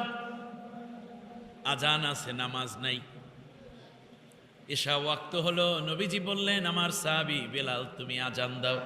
উচ্চ কণ্ঠে বেলাল রাদিয়াল্লাহু তাআলা আনহু আজান দিলেন, কিন্তু নবী সাল্লাল্লাহু আলাইহি ওয়াসাল্লাম তখনও কাজ করতেছেন। এরপরে আল্লাহর নবী সব সাহাবীদেরকে ডেকে বললেন সাহাবীরা এবার আসো, ওযু করো, ওযুর পানি যার নাই তায়াম্মুম করো। 3000 সাহাবী দাঁড়িয়ে গেলেন কাতারবন্দি। আল্লাহর নবী বললেন বেলাল তুমি এবারে ইকামত দাও। বেলাল রাদিয়াল্লাহু তাআলা আনহু ইকামত দিলেন। নবীজি রাত 10টার দিকে নামাজ পড়তেছেন। বললেন আমার সাহাবী এখন আমি জুহুরের নামাজ আদায় করতেছি, সবাই সেই নিয়ত করবে। রাত কয়টা? কোন ওয়াক্তের নামাজ? কারণ কাজ ছিল খেলাফতের। খেলাফতের কাজ করতে গিয়ে ঐক্যবদ্ধ থাকতে হয়। নবীর নেতৃত্ব, কর্মঠ সব কিছু, এই যে নামাজের মধ্যে ঐক্যবদ্ধতা থাকা, নামাজের মধ্যে কাঁধে কাঁধ মিলিয়ে দ্বারা ইখতিলাফ না করা, যেহেতু এই সবগুলো নামাজের মধ্যে প্রশিক্ষণ চলতেছিল, ইফতার চলতেছিল, সব প্রশিক্ষণ এখন যুদ্ধের ময়দানে বাস্তবায়ন হচ্ছে। এই জন্য আল্লাহ নবী সাল্লাল্লাহু আলাইহি ওয়াসাল্লাম বললেন আমার সাহাবী এখন রাত 10টা বাজে, কিন্তু না এখন আমরা জুহুর পড়ব। এখানে পিছিয়ে দেওয়া হয়েছে কোনটা? ইবাদতকে কি করা হয়েছে? পিছিয়ে দেয়া হয়েছে। কারণ কি? মূল উদ্দেশ্য ছিল খেলাফত। খেলাফতের দায়িত্ব যখন আইসে গেছে, ইবাদত যদি সেই সময় পিছানো লাগে তাহলে পিছাইয়া পরে কইরা নেওয়া যাবে, কিন্তু খেলাফতের ক্ষেত্রে কোনো রকম কি করা যাবে না। আপনি একটু সরে বসেন, আপনি একটু সরে বসেন, পিছানোর কোনো সুযোগ নাই। সালাম ফেরানোর পর নবী বললেন বেলাল এবার আজান দাও, মানে একামত দাও। বেলাল রাদিয়াল্লাহু তাআলা একামত দিলেন। নবী বললেন আমার সাহাবীরা এখন নামাজ পড়বো আসর।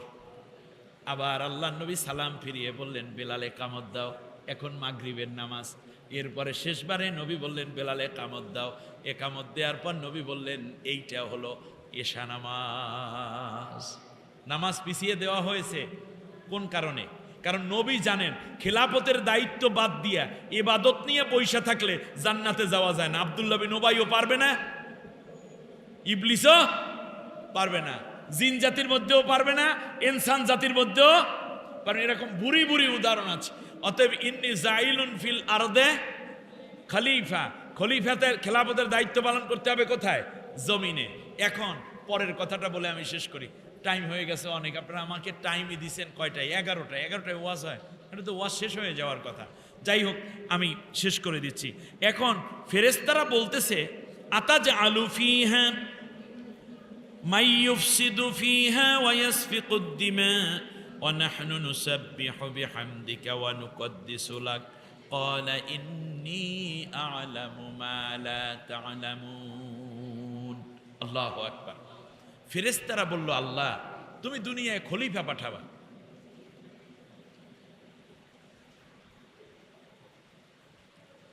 এটা তো বুঝলাম, কিন্তু দুনিয়ার বুকে গিয়ে তারা মারামারি করবে, রক্তপাত করবে, কোপাকুপি করবে, হিংসা বিদ্বেষ করবে। জমিনকে তারা খেলাফতের এই দায়িত্বটার মধ্যে রাখবে না। অতএব আল্লাহ তাআলা কেন তুমি তাদেরকে এই খেলাফতের জায়গায় জমিনে তুমি পাঠাবা? আল্লাহ তাআলা বললেন আমি যা জানি তোমরা তা জানো না। ভালো করে বুঝুন, ভালো করে বুঝুন, খুব গুরুত্বপূর্ণ কথা এখন আসবে। এখন আল্লাহ তাআলা বললেন আমি যা জানি তোমরা তা জানো না। তাহলে খেলাফতের উদ্দেশ্য কি কোপাকুপি করা, রক্তপাত করা? মানব সৃষ্টির উদ্দেশ্য কি শুধুমাত্র হত্যাযজ্ঞ করা? না, কারণ এই উদ্দেশ্যে আল্লাহ মানুষকে তৈরি করেন নাই। আল্লাহ রব্বুল আলামিনের কাছে ফেরেশতারা আবার আরেকটা কথা বলল, ওয়া নাহনু নুসাব্বিহু বিহামদিকা ওয়া নুকদ্দিসু লাক। আল্লাহ তাআলা এই মারামারি, কাটাকাটি, রক্তপাত, হিংসা বিদ্বেষ করবে এই খলিফারা দুনিয়ায় গিয়ে, আর আমরাই তো তোমার তসবিহ পড়ি, তাহালিল পড়ি, আমরাই তোমার জিকির আজগার করি। আল্লাহ তাআলা দুইটা বিষয়কে ডিনাই করে বললেন আমি যা জানি তোমরা তা জানো না। তাহলে বোঝা যায় এই দুনিয়ায় এসে একদল মানুষ খেলাফতের দায়িত্ব ঠিকই পালন করে, কিন্তু আর এক গ্রুপ আছে যারা শুধু কোপাকুপি মারামারি কাটাকাটি করে, যেমন ইসরায়েল, আমেরিকা। ঠিক তার পাশাপাশি ইহুদি সম্প্রদায়। এমনি করে করে বিভিন্ন রাষ্ট্রে একদল সন্ত্রাসী, আমার রাষ্ট্রেও একটা সন্ত্রাসী গ্রুপ ছিল, রাষ্ট্রীয় সন্ত্রাস করে বহু নির্দোষ মানুষকে আয়নাঘরে ঢুকাইছিল, জেল জুলুম করেছে, নির্দোষ আলেমদেরকে ফাঁসি পর্যন্ত দিয়েছে, জেলের প্রকোষ্ঠে রেখেছে, গুম করেছে, খুন করেছে, অত্যাচার অবিচার করে করে এই দেশটাকে একটা জাহান্নামের কুণ্ডলিতে পরিণত করেছিল। ঠিক কিনা বলেন? এটা কি মানব সৃষ্টির উদ্দেশ্য? না। ঠিক তার পাশাপাশি আপনারা বলতে পারেন যে হুজুর, আমরা যে তাসবিহ তাহলিল করতে আসি, কেউ খানকায়, কেউ মসজিদে, কেউ মক্তবে, কেউ আমরা বাড়িতে, ঘরে, কেউ এতিমখানায়, কেউ বিভিন্ন প্রকোষ্ঠে, কেউ মক্কায়, কেউ মদিনায়, আল্লাহ রব্বুল আলামিনের কাছে ফেরেশতারা মানে এ কথাটাও বলছে, ও নাহনু নুসাব্বিহু বিহামদিকা ও নুকদ্দিসু লাক, আমরা তো আপনার পবিত্রতা ঘোষণা করি, তাসবিহ তাহলিল করি। আল্লাহ তাআলা কি তাসবিহ তাহলিলকে গ্রহণ করেছেন নাকি দুইটার ক্ষেত্রে বলছেন ওই মারামারি কাটাকাটি, অপরদিকে বৈশা বৈশা তাসবিহ তাহলিল করা? এই দুই গ্রুপ যারাই হবে, আমি যা জানি তোমরা তা জানো না। অর্থাৎ খলিফা বানানোর মূল উদ্দেশ্য বৈশা বৈশা তাসবিহ তাহলিল করাও নয়, আবার মারামারি কাটাকাটি করাও নয়। কিন্তু আজকে তাম বিশ্বে একদল কোপাকুপি করে যাচ্ছে, রক্তপাত করছে, আর এক দলে বসে বসে তাসবিহ তাহলিল করছে। তারা মনে করছে অনেক কিছু করছে। আল্লাহ তাআলা বলেন মূল উদ্দেশ্য বানানোর এটাই না, তার কারণ আমার তাসবিহ করার জন্য ফেরেশতা আছে। ঠিক না বলেন? অতএব এই যে আজকে যেই মানব সভ্যতাকে আল্লাহ যে জন্য তৈরি করেছেন পৃথিবীতে শান্তির জন্য, এই শান্তির নেতৃত্ব দেওয়ার যেই কাজ, এই কাজটুকু না করলে মনে রাখবেন আমাদের অবস্থাও ভালো থাকবে না। অতএব শুধুমাত্র জিকির করে তাসবিহ তাহলিল করেও জান্নাতে যাওয়া যাবে না। আবার যারা সন্ত্রাসী গ্রুপ মারামারি কাটাকাটি কোপাকুপি রক্তপাত করে, তারাও জান্নাতে যাবে না। তার কারণ তারা সৃষ্টির উদ্দেশ্য বাস্তবায়ন করছে না। এবার আল্লাহ বলেন আল্লামা আদম আল আসমা আকুল্লাহা, আমি আদমকে ইলেম দিলাম। সুবহানাল্লাহ বলেন। তাহলে বোঝা যায় খেলাফতের দায়িত্ব পালন করতে হলে কি লাগে? ইলেম লাগে। আজকে ইরান যুদ্ধ করছে, একটা ছোট্ট ভূখণ্ড, অথচ তেল সম্পদে ভরপুর। তারা শিয়া সম্প্রদায়, এ নিয়ে আমার কথা নাই। যদিও শিয়া সম্প্রদায় 11 শ্রেণীতে বিভক্ত। যেমন আমাদের দেশে আছে হানাফি, শাফি, মালিকি, হাম্বলি, আবার আছে কি আরো আছে মনে করেন সিস্তিয়া, কাদরিয়া, মোহাম্মদিয়া, মোসাদ্দাদিয়া, নকশবন্দিয়া, এরপর আছে আহলে হাদিস, মাতখালি, লামাজাবি, এরকম আছে না? তাহলে আপনি বলেন তো দেখি, ভান্ডারি যারা, তারা গান বানাইছে খোদাকে না দেখতে পাই আর তোমায় দেখতে পাই, তুমি আমার আল্লাহ রসুল, তুমি কাবা ঘর, মাইজ ভান্ডারে বসে আছো নামে দেলোয়ার। বলেন দেখি এটা কোনো ইমানের কথা? পীরকে বলতেছে যে খোদাকে দেখি না কিন্তু তোমাকে দেখি, তুমি আমার আল্লাহ। মুরিদ পীরকে বলছে তুমি আমার আল্লাহ, তুমি আমার রসুল, তুমি কাবা ঘর। এরপর কি তার ইমান থাকে? পীরকে সেজদা করছে, পীরের কবরে সেজদা করছে। বলুন তো দেখি, তাদেরকেও তো আপনি কাফের বলছেন না। তাহলে শিয়াদের মধ্যে একটা শ্রেণী ভ্রান্ত, কিন্তু সব শিয়া তো ভ্রান্ত না। তারা বিশ্বে একমাত্র একটি ইসলামিক রাষ্ট্র, তার নাম ইরান, পূর্ণ ইসলামী বিধান যেখানে প্রতিষ্ঠিত। আল্লাহু আকবার। আজকে তারা শিয়া, এই জন্য কি আমেরিকা তাদের উপর অত্যাচার করতেছে? বরং তারা অত্যাচার করছে, তারা মুসলিম। আগামী কোনো একদিন এমন হতে পারে বাংলাদেশের উপর অত্যাচার হবে, ওই মিসাইল আসবে, তখন কেবলমাত্র তারা জামাত ইসলামী, তারা তবলিগ, তারা হেফাজত, তারা কওমি, তারা আলিয়া, এই জন্য অত্যাচার আসবে না। অত্যাচার আসবে আপনি আমি মুসলিম এই জন্য। অতএব আল্লাহ নবীর একটি হাদিস মন দিয়ে শুনতে হবে। আল্লাহ নবী বলেন মান সাল্লা সালাতানা ওয়াস্তাকবালা কিবলাতানা ওয়া আকালা যাবিহাতানা কাদা আলিকাল মুসলিম। মনে রাখবা, যেই ব্যক্তি আমাদের নামাজের মতো নামাজ পড়ে, আমাদের কিবলাকে কিবলা মানে, বাইতুল্লাহকে কিবলা মানে, আর আমাদের জবেহ করা প্রাণী খায়, সেই ব্যক্তি মুসলিম ভাই। সুবহানাল্লাহ পড়েন। অতএব এই তিনটা শর্ত যদি আমি কারো ভিতর দেখি, তার সাথে আমার কোনো দ্বন্দ্ব নাই। সে আলিয়ার হোক, কওমির হোক, দাড়ি ছোট দাড়ি বড়, ফারা পাঞ্জাবি গোল পাঞ্জাবি, পুটলিওয়ালা বোতামওয়ালা, পাঁচকল্লি লাম্বা, জালি টুপি উষা টুপি, এইগুলা দিয়ে জোরে জিকির আস্তে জিকির, এইগুলা দিয়ে আর পার্থক্য করব না। তার কারণ আমাদের কেবলা এক, নবী এক, কেতাব এক, আল্লাহ এক, কালেমা এক, রোজা এক, নামাজ এক, তাহলে কেন আমরা পার্থক্য করবো? ঠিক কিনা বলেন আমার বন্ধুগণ? সেখানে বিজ্ঞানী তৈরি হয়। পারস্য, বর্তমান যে ইরান, এটা প্রাচীন নাম কি? পারস্য। 5000 বছরের সভ্যতা। ইহুদিরা এদের সাথে পারতেছে না। ফিলিস্তিনে 50,000 এর অধিক শিশুকে তারা নিয়েছে মেয়ে। সেই শিশু নাবালক, সেই সংসদে বিল উত্থাপন করেছে এক মহিলা যে এই শিশুদেরকে জেনোসাইড করা যাবে, ধর্ষণ করা যাবে। সেই মহিলাকে মিসাইলের আঘাতে হত্যা করেছে ইরান। বিল পাশ হয়ে গেছে 10,000 ফিলিস্তিনিকে, যুবক যাদেরকে বন্দী করেছে ইসরায়েল, এই পৃথিবীর নিকৃষ্ট সৃষ্টিটায়, পৃথিবীর সবচেয়ে বড় জালেম এই ইহুদিরা। তারা বিল পাশ করেছে 2 দিন আগে যে এই 10,000 ফিলিস্তিনি যুবককে ফাঁসি দেওয়া, সেই বিলে সই হয়ে গেছে। এই জন্য তারা আনন্দ করে মদ পান করতেছে। আগামী 2-4 দিনের মধ্যে আমার 10,000 মুসলমান যুবককে তারা ফাঁসি দেবে। ইরানের ভেতরে ঢুকে পড়েছে তারা এই উদ্দেশ্যে। তেল নেবে, মুসলিমা নারীদেরকে, আমাদের মা বোনদেরকে, পর্দানসীনা নারীদেরকে, সুন্দরী নারীদেরকে তারা ধর্ষণ করবে, জেনা করবে, তাদেরকে হত্যা করবে এবং সেখানে ইহুদিবাদ কায়েম করবে। এটাই তাদের টার্গেট। কিন্তু তারা মিসাইল বানিয়েছে। তোমার ইসরায়েল এই পাগলা কুকুরটার হাতে 5 শতাধিক অ্যাটম বোম রয়েছে। আমেরিকার হাতে অ্যাটম আছে, বিশ্বের সবাই হাতে, অন্যের হাতে, তাদের হাতে অ্যাটম থাকতে পারে, কিন্তু ইরানের হাতে অ্যাটম থাকতে পারবে না। তার কারণে অ্যাটম থাকলে তোমাদের ওই যেই এরা আছে, মানে ইহুদিরা আছে, তারা মুসলমানদের উপরে অত্যাচার আর করতে পারবে না। আপনি বলুন, ইরান বাদে এই বাংলাদেশ বলেন, পাকিস্তান বলেন, সৌদি আরবিয়া বলেন, কাতার বলেন, কুয়েত বলেন, বাহরাইন বলেন, আমরা ফিলিস্তিনের জন্য কি করতে পেরেছি?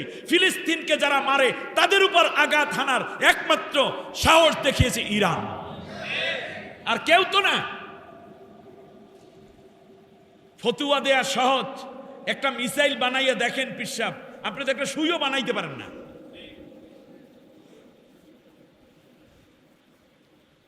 দেশটা দখল করে নিয়ে যাওয়ার ষড়যন্ত্র, আর সেখানে তারা জীবন বাজি রেখে লড়াই করছে দেশের জন্য, সার্বভৌমত্বের জন্য, মাজলুমদের জন্য। তা যদি ইরান ফিলিস্তিনের পক্ষে না দাঁড়াতো, তাহলে ইসরায়েল আমেরিকাকে নিয়ে ইরানের উপরে হামলা করতো না।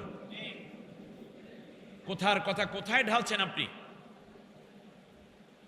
আল্লাহ রাব্বুল আলামিন বলেন, আল্লামা আদামাল আসমা, আমি আল্লাহ তাআলা খেলাফতের জ্ঞানে যা দরকার সব কিছু আমি আল্লাহ রাব্বুল আলামিন শিখিয়েছি আদমকে। তাহলে ইবাদতের অজুহাতে খেলাফত বাদ দিলেন, তাহলে তো আপনি যদি তাসবিহ তাহলিল করেন, এটা তো ফেরেশতাই যথেষ্ট। লিল্লাহি মা ফিস সামাওয়াতি ইউসাব্বিহু লিল্লাহি মা ফিস সামাওয়াত। ওই যে দেখেন গাছপালা, তরু লতা, পোকা মাকড়, মাছ, পশু পাখি যা আছে, কীট পতঙ্গ, সবাই আল্লাহর তসবিহ করে। আল্লাহ আপনার তসবিহ করার জন্য বানান নাই। ভালো করে বুঝুন, আল্লাহ আপনাকে তসবিহ করার জন্য বানান নাই। ওজন্য কোটি কোটি ফেরেশতা পয়রা রইছে। আপনি তাকবীর বলবেন, তাহমিদ বলবেন, তাসবিহ বলবেন, কোনো অসুবিধা নাই। কিন্তু আপনি কি খেয়াল করেছেন এই তাসবিহ ফাসাব্বি বিহামদি রব্বিকা ওয়াস্তাগফিরু কখন আয়াত নাজিল হলো? বিশ্বনবী সাল্লাল্লাহু আলাইহি ওয়াসাল্লাম নবুয়াতের হিজরতের 10ম বছর, কত এই কথা হজম করতে আপনার প্রচন্ড শক্তিশালী হৃদয় দরকার।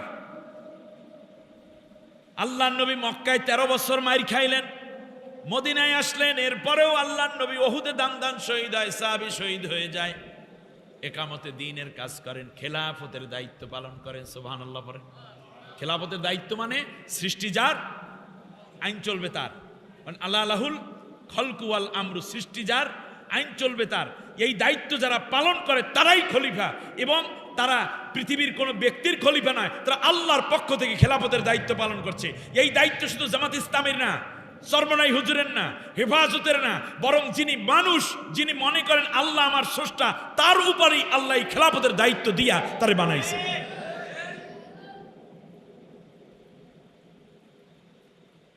আল্লাহর নবী বদর ঘটলো, উহুদ ঘটলো, খন্দক ঘটলো, হুনাইন ঘটলো, তবুক ঘটে গেল, এরকম অনেকগুলো যুদ্ধ হলো, সাহাবীগণ শহীদ হলেন। এইদিকে ইসলামী হুকুমাত গ্রাজুয়ালি আস্তে আস্তে জমিনে আরো ছড়াচ্ছে। সুবহানাল্লাহ পড়েন। একেবারে জীবনের শেষ বেলা আল্লাহর নবী বিদায় হজ করে যখন ফিরতেছিলেন, পথে আল্লাহ আয়াত নাজিল করলেন। সুবহানাল্লাহ পড়েন। কি আয়াত? ইযা জাআ নাসরুল্লাহি ওয়াল ফাত ওয়া রাআইতান নাসা ইয়াদখুলুনা ফি দীনিল্লাহি আফওয়াজা ফাসাব্বিহ বিহামদি রাব্বিকা ওয়াস্তাগফির ইন্নাহু কানা তাওয়াবা। সুবহানাল্লাহ। এই সূরার পরে আর কোনো পূর্ণ সূরা নবীর উপরে নাজিল হয় নাই, একেবারে শেষ। এরপর আল্লাহর নবী বেঁচে ছিলেন 3 মাস 18 দিন। এবার আপনি খেয়াল করেন, নবী তুমি তসবিহ পড়ো কখন?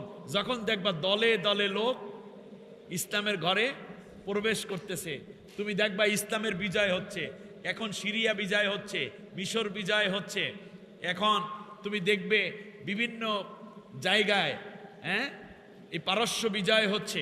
এই সব লোকজন এখন ইসলামের দিকে আসতেছে। এই সময় তুমি তসবিহ পড়ো। তার কারণ এখন আর বদরের যুদ্ধ সংগঠিত হচ্ছে না, ইসলামের বিরুদ্ধে লড়াই করবে এরকম কোনো নাফরমান দুনিয়ায় আর মাথা উঁচু করে নাই। অতএব নবী এখন তুমি করবা কি? এখন বসে বসে পড়ো ফাসাব্বিহ বিহামদি রাব্বিকা ওয়াস্তাগফির। নবী এখন নতুন লুঙ্গি পরার দোয়া বলতেছেন সাহাবীদেরকে। পুরান লুঙ্গি খুইলা নতুন দম্পতির জন্য কি দোয়া, নতুন বাচ্চা কোলে নিয়ে কি দোয়া, এই দোয়া সেই দোয়া, টয়লেটে যাওয়ার দোয়া, টয়লেট থেকে বের হওয়ার দোয়া, এক সেট তসবিহ, খালি তসবিহ। আর নবী সুবহানাল্লাহ আলহামদুলিল্লাহ, যেহেতু ইসলামী হুকুমত কায়েম হয়ে গেছে, যেখানে যায় সেখানে ইসলামের বিজয়। অতএব নবী এখন আর তোমাকে খেলাফতের এই বিশাল দায়িত্ব পালনের ক্ষেত্রে আমি আল্লাহ তোমাকে সাকসেসফুল করলাম এবং বিজয় হয়ে গেল। এখন তুমি বসে বসে তসবিহ পড়ো। তাহলে এই তসবিহ পড়তে ফাসাব্বি, এই যে আয়াত নাজিল হয়েছে, আপনারা বলেন এটা কি একটি অনইসলামিক রাষ্ট্রে নাকি পূর্ণ ইসলামিক রাষ্ট্রে? ইসলামের শত্রু উপস্থিত থাকতে না, ইসলামী শত্রু সব শেষ হইতে। আবু জেহেল নাই, আবু লাহাব নাই, উতবা নাই, সাইবা নাই, সবগুলো পৃথিবীতে ধ্বংস। আল্লাহর নবীর বিরুদ্ধে কথা বলবে এইরকম একটা দুশমন তামাম দুনিয়ায় খুঁজে পাওয়া যায় না।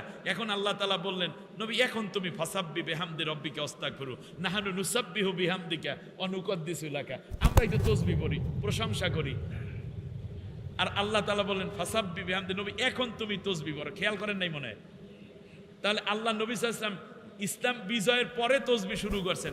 আর যেই জমিনে কোরআনের কথা বলার অপরাধে কোরআনের কর্মীদেরকে ফাঁসি দেওয়া হয়, নেতৃবৃন্দকে গুম করা হয়, আপনি সেই জমিনে ওই তসবিহ করতেছেন, এটা আল্লাহর সাথে একটা তামাশা করতেছেন আপনি।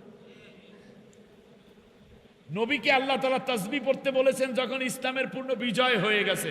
আর ইসলামকে পরাজিত রাইখা আপনি তাসবিহ তাহলিল পড়ছেন, এর মানেই হচ্ছে এই যে মনে রাখতে হবে যে আপনি আসলে কোরআনের ধারাবাহিক চিন্তা এবং দর্শন বোঝার ক্ষেত্রে আপনি বড় ভুল করে ফেলেছেন।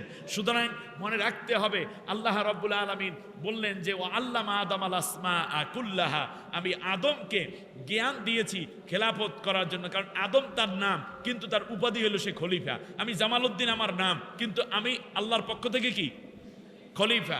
তারেক জিয়া, তারেক রহমান, তিনি বাংলাদেশের প্রধানমন্ত্রী, তার নাম তার তারেক জিয়া, তার দায়িত্ব হইল কি প্রধানমন্ত্রী, কিন্তু তার কর্তব্য হলো এই জমিনে আল্লাহ রাব্বুল আলামিনের খেলাফত প্রতিষ্ঠা করা। এই উদ্দেশ্যে আল্লাহ তাকে বানিয়েছেন। স্বরাষ্ট্রমন্ত্রী সালাউদ্দিন আহমেদ সাহেব ভালো বলেন, আমরা খুব মুগ্ধ, ভালো জ্ঞান রাখেন, কিন্তু আপনি কার খলিফা? আপনি তো আল্লাহর খলিফা। কিন্তু এখন তো দেখা যাচ্ছে আপনি সেই জওহরলাল নেহরু যে ধর্ম নিরপেক্ষ মতবাদ নিয়ে আসছিল, আপনি সেই খেলাফতের দিকে মানুষকে ডাকা শুরু করে দিয়েছেন।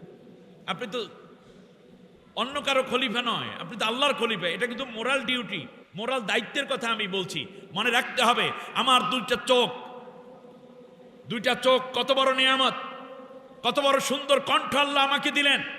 আমার পাকস্থলী, আমার লিভার ফাংশন, আমার ব্লাড ভাল্ব, আমার কিডনি, আমার হার্ট, আমার যৌবন, আমার হায়াত, আমি যেই খাবার খাই, আমি যে অক্সিজেন নেই, আমার দাঁত, আমার জিহ্বা, আমার রক্ত, আমার হাড্ডি, আমার চামড়া, আমার পশম, আমার হায়াত, আমার স্ত্রী, আমার সন্তান, এগুলো সব দিয়েছেন যিনি, তার নাম কি? এইগুলা আপনাকে আল্লাহ দিয়েছেন, কারণ আপনি আল্লাহর খলিফা। এই জন্য খেলাফতের যত রকমের প্রসাধনী দরকার, যত রকমের উপকরণ দরকার, যত যোগ্যতা দরকার, সব আল্লাহ আপনাকে দিয়েছেন তার খেলাফত প্রতিষ্ঠা করার জন্য। কিন্তু আপনি কণ্ঠ উঁচু করে সংসদে আল্লাহর বিধানের পক্ষে কথা না বলে অন্যের পক্ষে যদি বলেন, এটাই নাফরমানি। লাইন শাকারতুম লাযিদান্নাকুম, তুমি আমার নিয়ামতের শুকরিয়া আদায় করো, মানে আমি যেই উদ্দেশ্যে তৈরি করি তুমি সেই কাজ বাস্তবায়ন করো। এটার যদি বিপরীতে যাও, ওয়ালাইন কাফারতুম ইন্না আযাবি লাশাদীদ, মনে রাখবে যদি আমি আল্লাহর শুকরিয়া আদায় না করো কাজের মাধ্যমে, তাহলে আমার শাস্তি বড় কঠিন। আমরা তো আল্লাহর খলিফার প্রমাণ দিতে পারি নাই। সৃষ্টির উদ্দেশ্য কি? কত মানুষ পৃথিবীতে আসে, সুম্মা লাতুসআলুন্না ইয়াওমা ইদিন আনিন নাঈম, আমি তোমাকে যে নিয়ামত দিয়েছি সব নিয়ামত সম্বন্ধে জিজ্ঞাসাবাদ করবই করব। আপনি দেখেন আজকে বাংলাদেশের বিরোধী দলীয় নেতৃবৃন্দ এবং সংসদে সরকার দলের লোকেরা প্রত্যেকটা ভিকটিম ছিলেন, প্রত্যেকটা কষ্ট পেয়েছেন। তারা যে দেশে আসবেন, আবার নেতা হবেন, ধর্মমন্ত্রী, আমি দেখলাম সেদিন কায়কোবাদ সাহেব, আল্লাহ তাকে নেক হায়াত দান করুন, মানে তিনি কেঁদে দিয়েছেন, আমার থাকার কথা ছিল কোথায়, আল্লাহ তুমি আমাকে এনেছো এখানে। আপনি দেখেন লুৎফুজ্জামান বাবর সাহেব, এটিএম আজহারুল ইসলাম সাহেব, আল্লাহ তাদেরকে নেক হায়াত দিন, বলেছেন আমার থাকার কথা ছিল ফাঁসির মঞ্চে, আজকে আল্লাহ তাআলা আমাকে এমপি বানিয়ে দিয়েছেন। এই হাসনাত আব্দুল্লাহ বলেন, সেখান থেকে ধরে ডক্টর শফিকুল ইসলাম মাসুদ সহ অন্য যারা আছেন, তাদের প্রত্যেককে একাধিকবার মৃত্যুর সম্মুখীন হতে হয়েছে। তাদের বুলেট, তাদের বুক বেধার কথা ছিল, আল্লাহ রাব্বুল আলামিন সেখান থেকে বের করে আজকে তাদের সম্মানিত করলেন। এই কথা যদি বিশ্বাস করি এটা আমার আল্লাহ করেছেন, আমি আল্লাহর গোলাম, তাহলে সাথে সাথে এই কথা স্বীকার করতে হবে, এই সংসদে সরকারি দল বিরোধী দল মিলে যে তর্ক করছেন, এই তর্ক জাতি দেখতে চায় না। জুলাই সনদ তখন বাস্তবায়িত হবে যেই দিন বাংলার জমিনে আল্লাহর কোরআনের শাসন কায়েম হবে, ঠিক কিনা বলেন?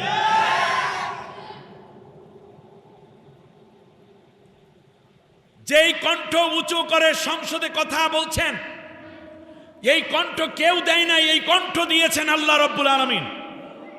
আপনি যেই খাবার খেয়ে আসছেন, ভাত খেয়ে আসেন, রুটি খেয়ে আসেন, সবজি খেয়ে আসেন, মাছ গোশত দিয়ে খেয়ে আসেন, দুধ খেয়ে আসেন, মিষ্টি খেয়ে আসেন, বলুন তো দেখি একটা চালও কি পৃথিবীর কোন সরকার তৈরি করেছে? এগুলো কে তৈরি করেছেন? আপনি যেই পা দিয়ে হাঁটছেন সেই পা তো আল্লাহ দিয়েছেন। আপনি যে গাড়িতে চড়ে আসছেন সেই গাড়ির লোহা লস্কর তো আল্লাহ রাব্বুল আলামিনের তৈরি, মানুষ তো অ্যাসেম্বল করে এগুলো তৈরি করেছে। আপনার যে ড্রাইভার চালিয়ে আসছে সে ড্রাইভারও আল্লাহরই বান্দা। আপনার যে ছোট্ট সন্তানটিকে কোলে নিয়ে আদর করে আসছেন সেই সন্তানটিও দয়া করে আল্লাহ আপনাকে দিয়েছেন। আল্লাহর আসমানের নিচে জমিনের উপর দিয়ে আসলেন আর সংসদে উঠা আল্লাহ রাব্বুল আলামিনের কোরআনের বিধান কায়েমের পক্ষে আপনি কথা বলছেন না, অথচ আপনারা প্রত্যেকে ছিলেন আল্লাহর প্রতিনিধি। আল্লাহর প্রতিনিধি হলে আল্লাহর আইনের প্রতিনিধিত্ব করতে হবে। যদি এটা না করেন আল্লাহ তাআলার কাছে কঠিন জবাবদিহি করতে হবে।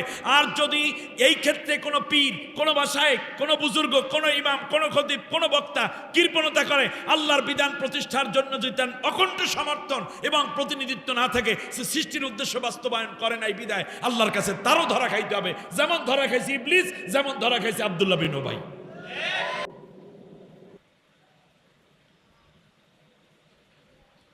শোনেন, এখন শুনতেছি প্রচুর অত্যাচার পরে ইরানে এখন তারা স্থল বাহিনী পাঠাইছে। একটা হাদিস বলি, আল্লাহ নবী সাল্লাল্লাহু আলাইহি ওয়াসাল্লাম বলেছেন, ইদ রাআইতুম রাআয়াতাস সুদা ক্বাদ জাআত মিন কিবালে খুরাসান ফাতুহা ফাইন্না ফিহি খলিফাতুল্লাহিল মাহদি আলাইহিস সালাম। সুবহানাল্লাহ। হাদিসটা বলি, নবীজি সাল্লাল্লাহু আলাইহি ওয়াসাল্লাম বলেছেন যে যখন তোমরা দেখবে কালো পতাকা নিয়ে খোরাসান থেকে একদল মুজাহিদ বের হয়েছে, তখন তোমরা তাদের সাথে ঐক্যমত্য হয়ে যেও, কারণ এই দলের মধ্যে ইমাম মাহদি থাকবেন। খোরাসান তো ইরানে, ইরান এবং আফগানিস্তানের সীমান্তবর্তী একটি বড় জায়গার নাম হচ্ছে খোরাসান। সেখানে কালো পতাকা উড্ডীন হয়েছে। এই যুদ্ধ বিশ্বযুদ্ধের রূপ নেওয়ার আশঙ্কা আছে, কারণ ইহুদিরা যেহেতু আমেরিকাকে ধরেছে, আমেরিকাকে ভিক্ষুক না বানিয়ে ছাড়বে না।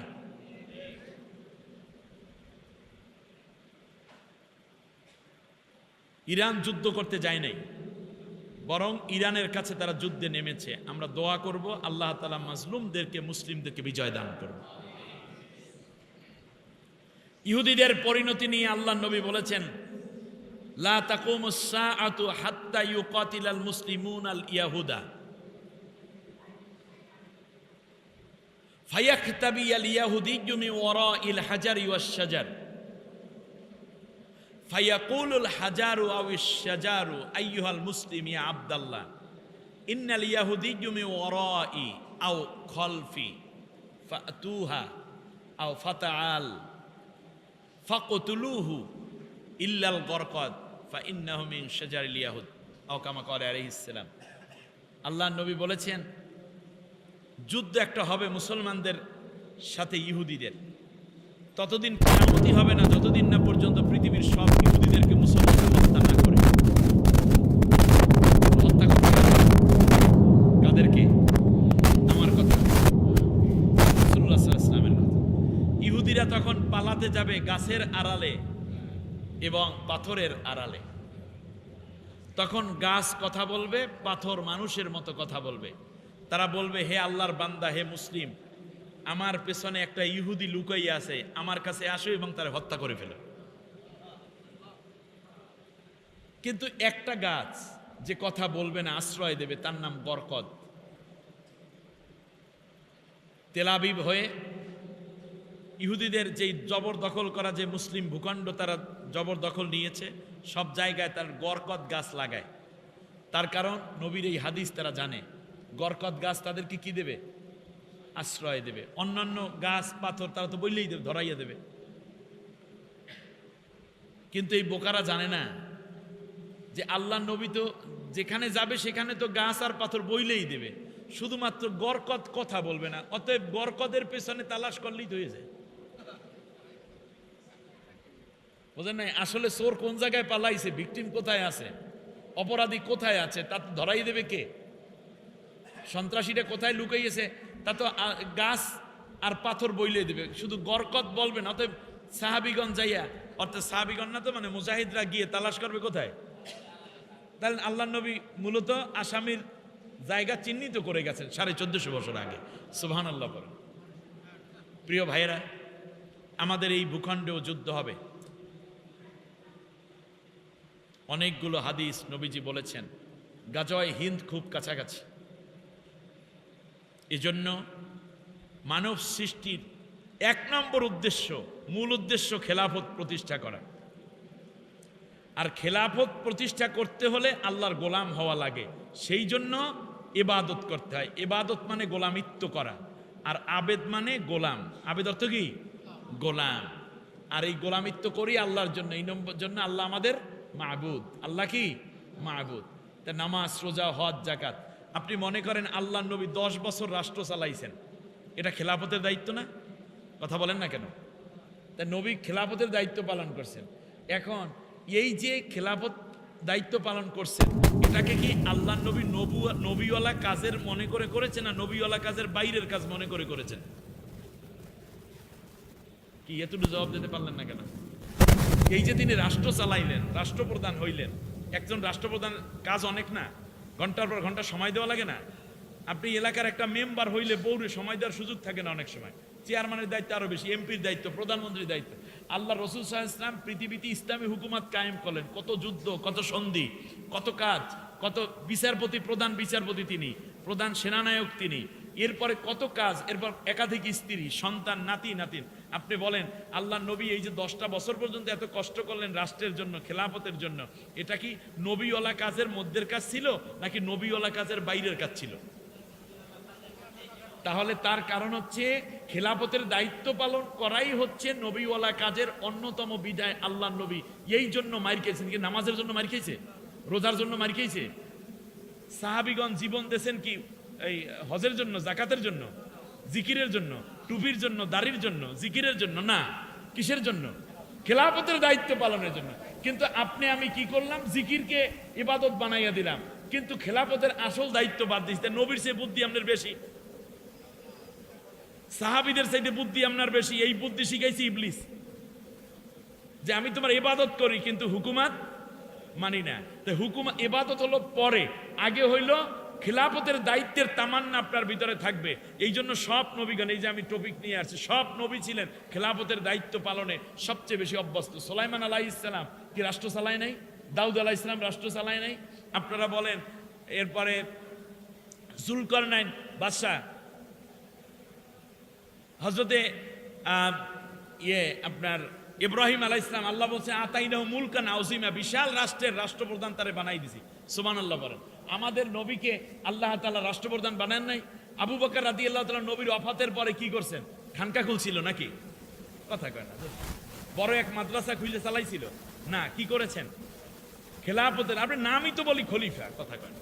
খেলাফতের দায়িত্ব পালন করেছেন। চার খলিফা বলি না, খেলাফতের দায়িত্ব যিনি পালন করেন তাকে বলে খলিফা।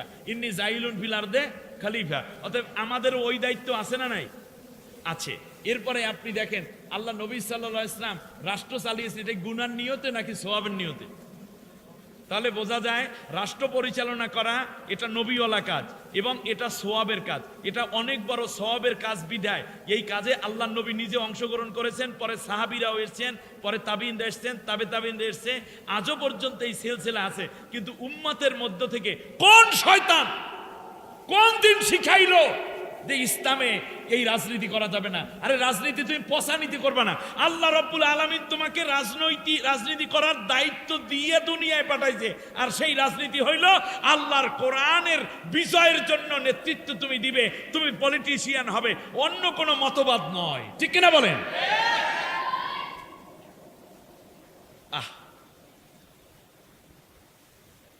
আপনি কিয়ামত পর্যন্ত ওয়াজ করে মত ফিরাইতে পারবেন?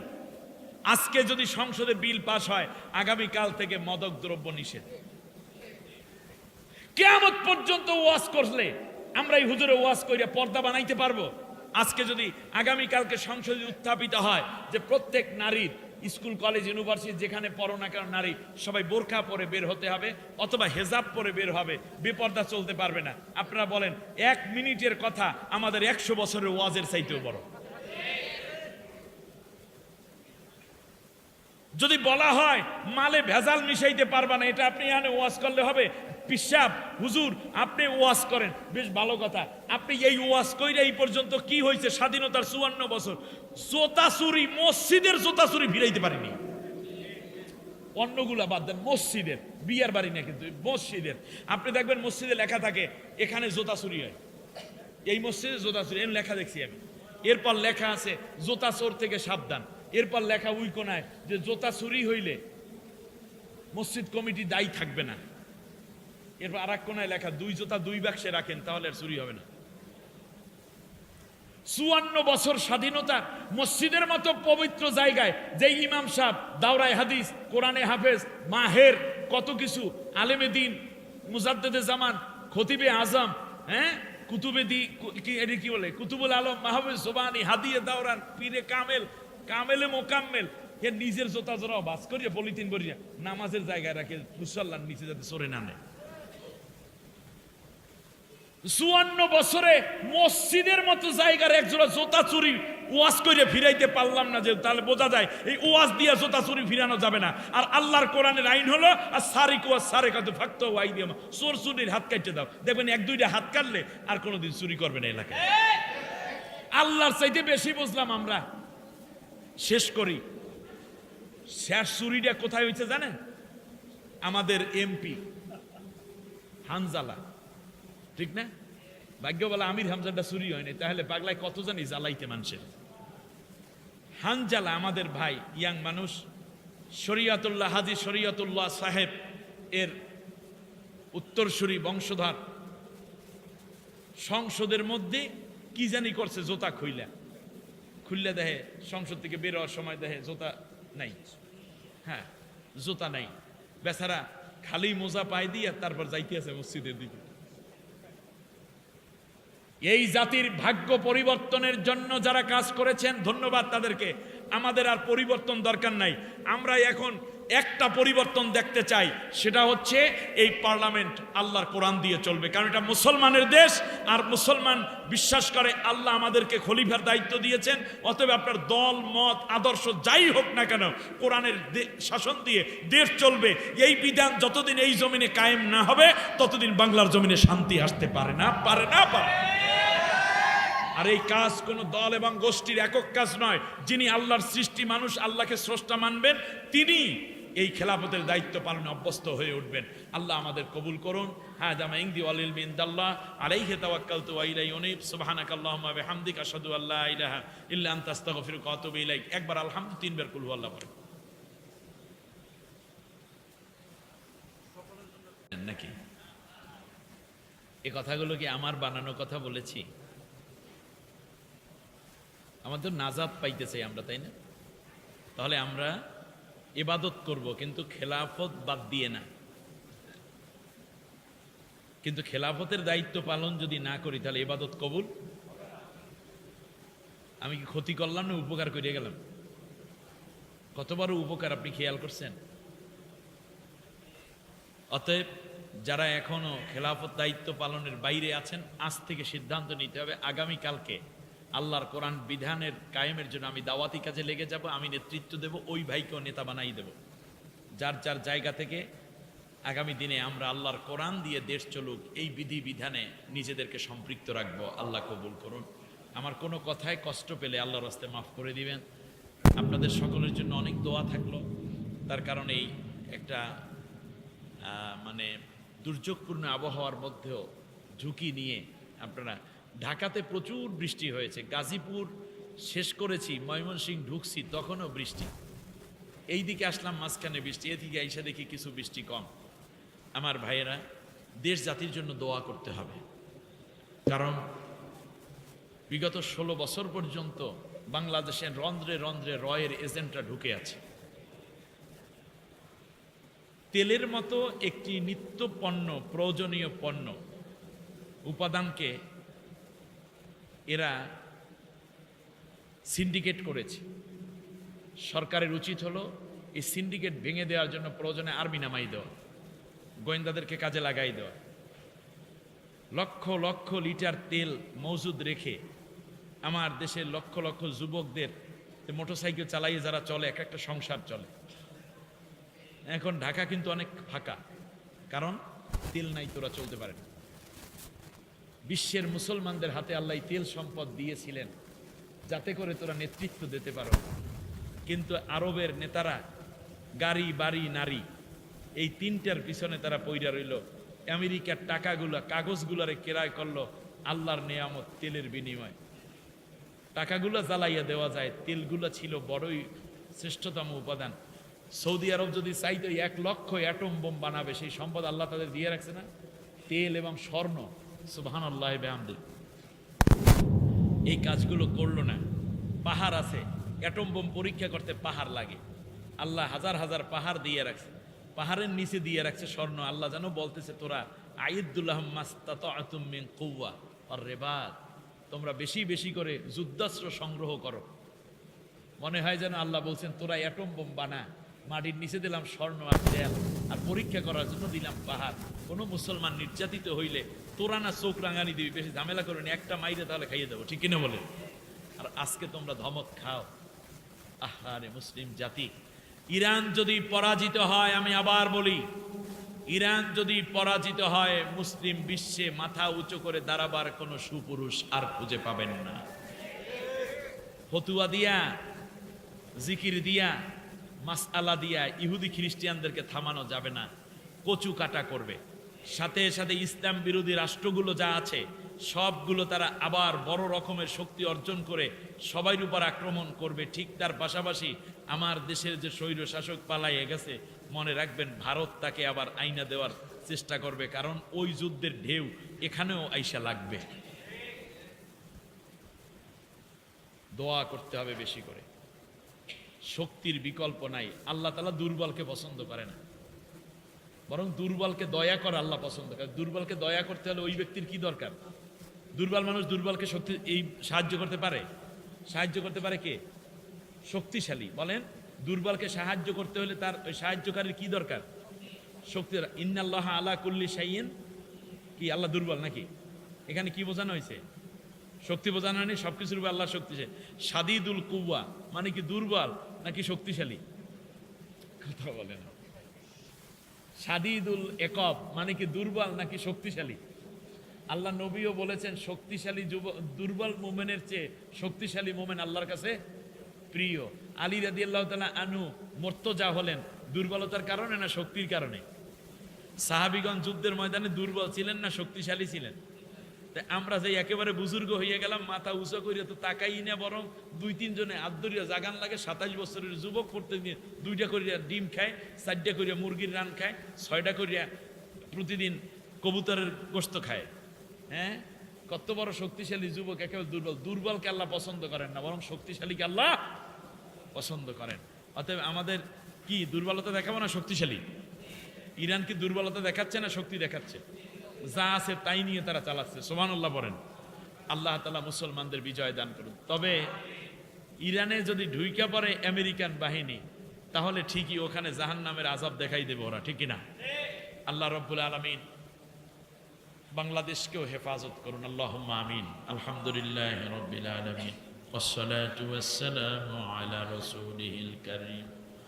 ربنا ظلمنا أنفسنا وإن لم تغفر لنا وترحمنا لنكونن من الخاسرين। রব্বুল আলামিন, কোরআনের মাহফিলের শেষ লগন তোমার ঘরে বসে কোরআনের ময়দানে ভিক্ষুকের মতো হাত পেতেছি। আল্লাহ, কোরআনের বরকতে, নবীর মহাব্বতে আমাদের জিন্দেগির তামাম গুনাহ রাশি মাফ করে দাও। গুনার বোঝা মাথায় লইয়া দেশ বিদেশে ঘুরি, কোন দিন জানি আজরাইলের হাতে ধরা পড়ি। আল্লাহ তাআলা কোরআনের ময়দান থেকে একজন মানুষকে, একজন বান্দা বান্দিকেও গুনাহ নিয়ে বাসায় ফিরাইও না। প্রত্যেকের জীবনের গুনাহগুলো তুমি মাফ করে বাসায় ফিরাইয়া দাও। দয়া করে যতদিন দুনিয়ায় বাঁচাইয়া রাখবা, কোরআনের পথে খেলাফতের দায়িত্ব পালনের সাথে রেখে নবীর আদর্শ মতে চলার তৌফিক দিয়ে দাও। রব্বুল আলামিন, যা কিছু সওয়াব দিয়েছো লক্ষ কোটি গুণ বাড়াইয়া বিশ্বনবী মুহাম্মদুর রাসূলুল্লাহ সাল্লাল্লাহু আলাইহি ওয়াসাল্লামের রওজা মুবারকে পৌঁছে দাও। আল্লাহ, জীবনে একটা বারের জন্য হলেও তোমার ঘর আর নবীজির রওজা জিয়ারত করার তৌফিক সকলকে নসিব করে দাও। খাস করে এই সুন্দর মাহফিলের আয়োজন যারা করলেন, টাকা পয়সা বুদ্ধি পরামর্শ পরিশ্রম দিলেন, বলতে এবং শুনতে আমরা যারা এসেছি, আমাদের মধ্যে যার মা জননী দুনিয়া থেকে জন্মের বিদায় হয়ে গেছে, জন্মদাতা আব্বুকে যারা হারিয়ে ফেলেছি, আল্লাহ দয়া করে আমাদের আব্বু আম্মুদের কবরে সওয়াবগুলো তুমি পৌঁছে দিও। আল্লাহর বরকতে তাদের কবর আযাব কিয়ামত পর্যন্ত মাফ করে দিও। আল্লাহ, আমাদের মা বাবাকে গুনাহগার বলে ডাক দিয়া কবরে শরম দিও না। রব্বির হামহুমা কামা রব্বায়ানি সগীর। আল্লাহ তাআলা কষ্ট করে করেই কোরআনের বাগান যারা সাজালেন, আমার ভাইয়ের দল মত ধর্ম বর্ণ নির্বিশেষে সকলেই সাহায্যের হাত বাড়িয়েছে, শ্রম দিয়েছে। আমি তো কিচ্ছু দিতে পারলাম না আল্লাহ, আমি মুসাফির। তোমার কোরআনের সাথীদেরকে, কোরআনের কর্মীদেরকে তোমার হাতে সুপর্দ করে দিলাম। জীবনের প্রয়োজনে কিছু চাইলে কোরআনের সাথীদেরকে তুমি খালি ফিরাইও না। আল্লাহ, তাদের মনের নেক মাকাসিদগুলো পুরা করে দিও, কষ্টগুলো দূর করে দিও। যারা আমিন আমিন বলছেন সকলের মনের ব্যথাগুলো দূর করে দাও। আল্লাহ, যেই কথাগুলো বলা হলো আমি সহ সবাইকে বুঝে আমল করার তৌফিক দিয়ে দাও। রব্বানা তাকাব্বাল মিন্না ইন্নাকা আনতাস সামিউল আলিম ওয়া তুব আলাইনা ইন্নাকা আনতাত তাওয়াবুর রহিম। আল্লাহ গো, কিয়ামত পর্যন্ত তুমি এই মাহফিলখানা কায়েম ও দায়েম করে দাও। আল্লাহ তাআলা অত্র এলাকায় তোমার রহমত নাজিল করে দাও, বিশ্বের মুসলিমদের উপর তোমার রহমত নাজিল করে দাও। রব্বুল আলামিন যে উদ্দেশ্যে দুনিয়ায় পাঠাইলাই খেলাফতের দায়িত্ব পালনে সবাইকে মজবুত ভূমিকা পালনের তৌফিক দাও। মেহেরবান মালিক, মাজলুম জনপদ ফিলিস্তিন কাশ্মীর থেকে নিয়ে বসনিয়া হর্জেগোভিনা চেচনিয়া আরাকান, সেখান থেকে সিরিয়া হয়ে ইরান পর্যন্ত আল্লাহ তোমার মদত তোমার রহমত ছাড়া কেউ বিজয় লাভ করতে পারবে না। আল্লাহ দয়া করে নির্দোষ মুসলিমদেরকে তুমি হেফাজত করো, ঐক্যবদ্ধভাবে বাতিলের মোকাবেলায় দৃঢ় শক্তিশালী এবং বীরত্ব প্রদর্শনের তৌফিক নসিব করে দাও। মরণ যেদিন আসবে, কোরআনের কথা বলছি, কোরআনের পথে চলছি, এমন অবস্থায় শাহাদাতের মাউত নসিব করে দিও। আল্লাহ মাহফিলকে যারা সাহায্য দিলেন, টাকা পয়সা দিলেন, দয়া করে তুমি তাদের সাহায্য কবুল করে নাও। আল্লাহ তাদের মনের ন্যাক আশাগুলো পুরা করে দিও, আরো বেশি দান করার মতো দরাজ দিল নসিব করে দিও। ইন্তেকালের সময় কলিজার টুকরা সন্তান কিংবা ভালো আলেম দ্বারা সূরা ইয়াসিন কানে শুনাই আরামের মরণ দিও। নবীজির নূরের চেহারাখানা দেখতে দেখতে আহসানের সাথে পরাণ পাখি বের করে নিও। সকলার জবান থেকে ওই কঠিন মুহূর্তে জারি করে দিও লা ইলাহা ইল্লাল্লাহু মুহাম্মাদুর রাসূলুল্লাহ। আসসালামু আলাইকুম ওয়া রাহমাতুল্লাহ।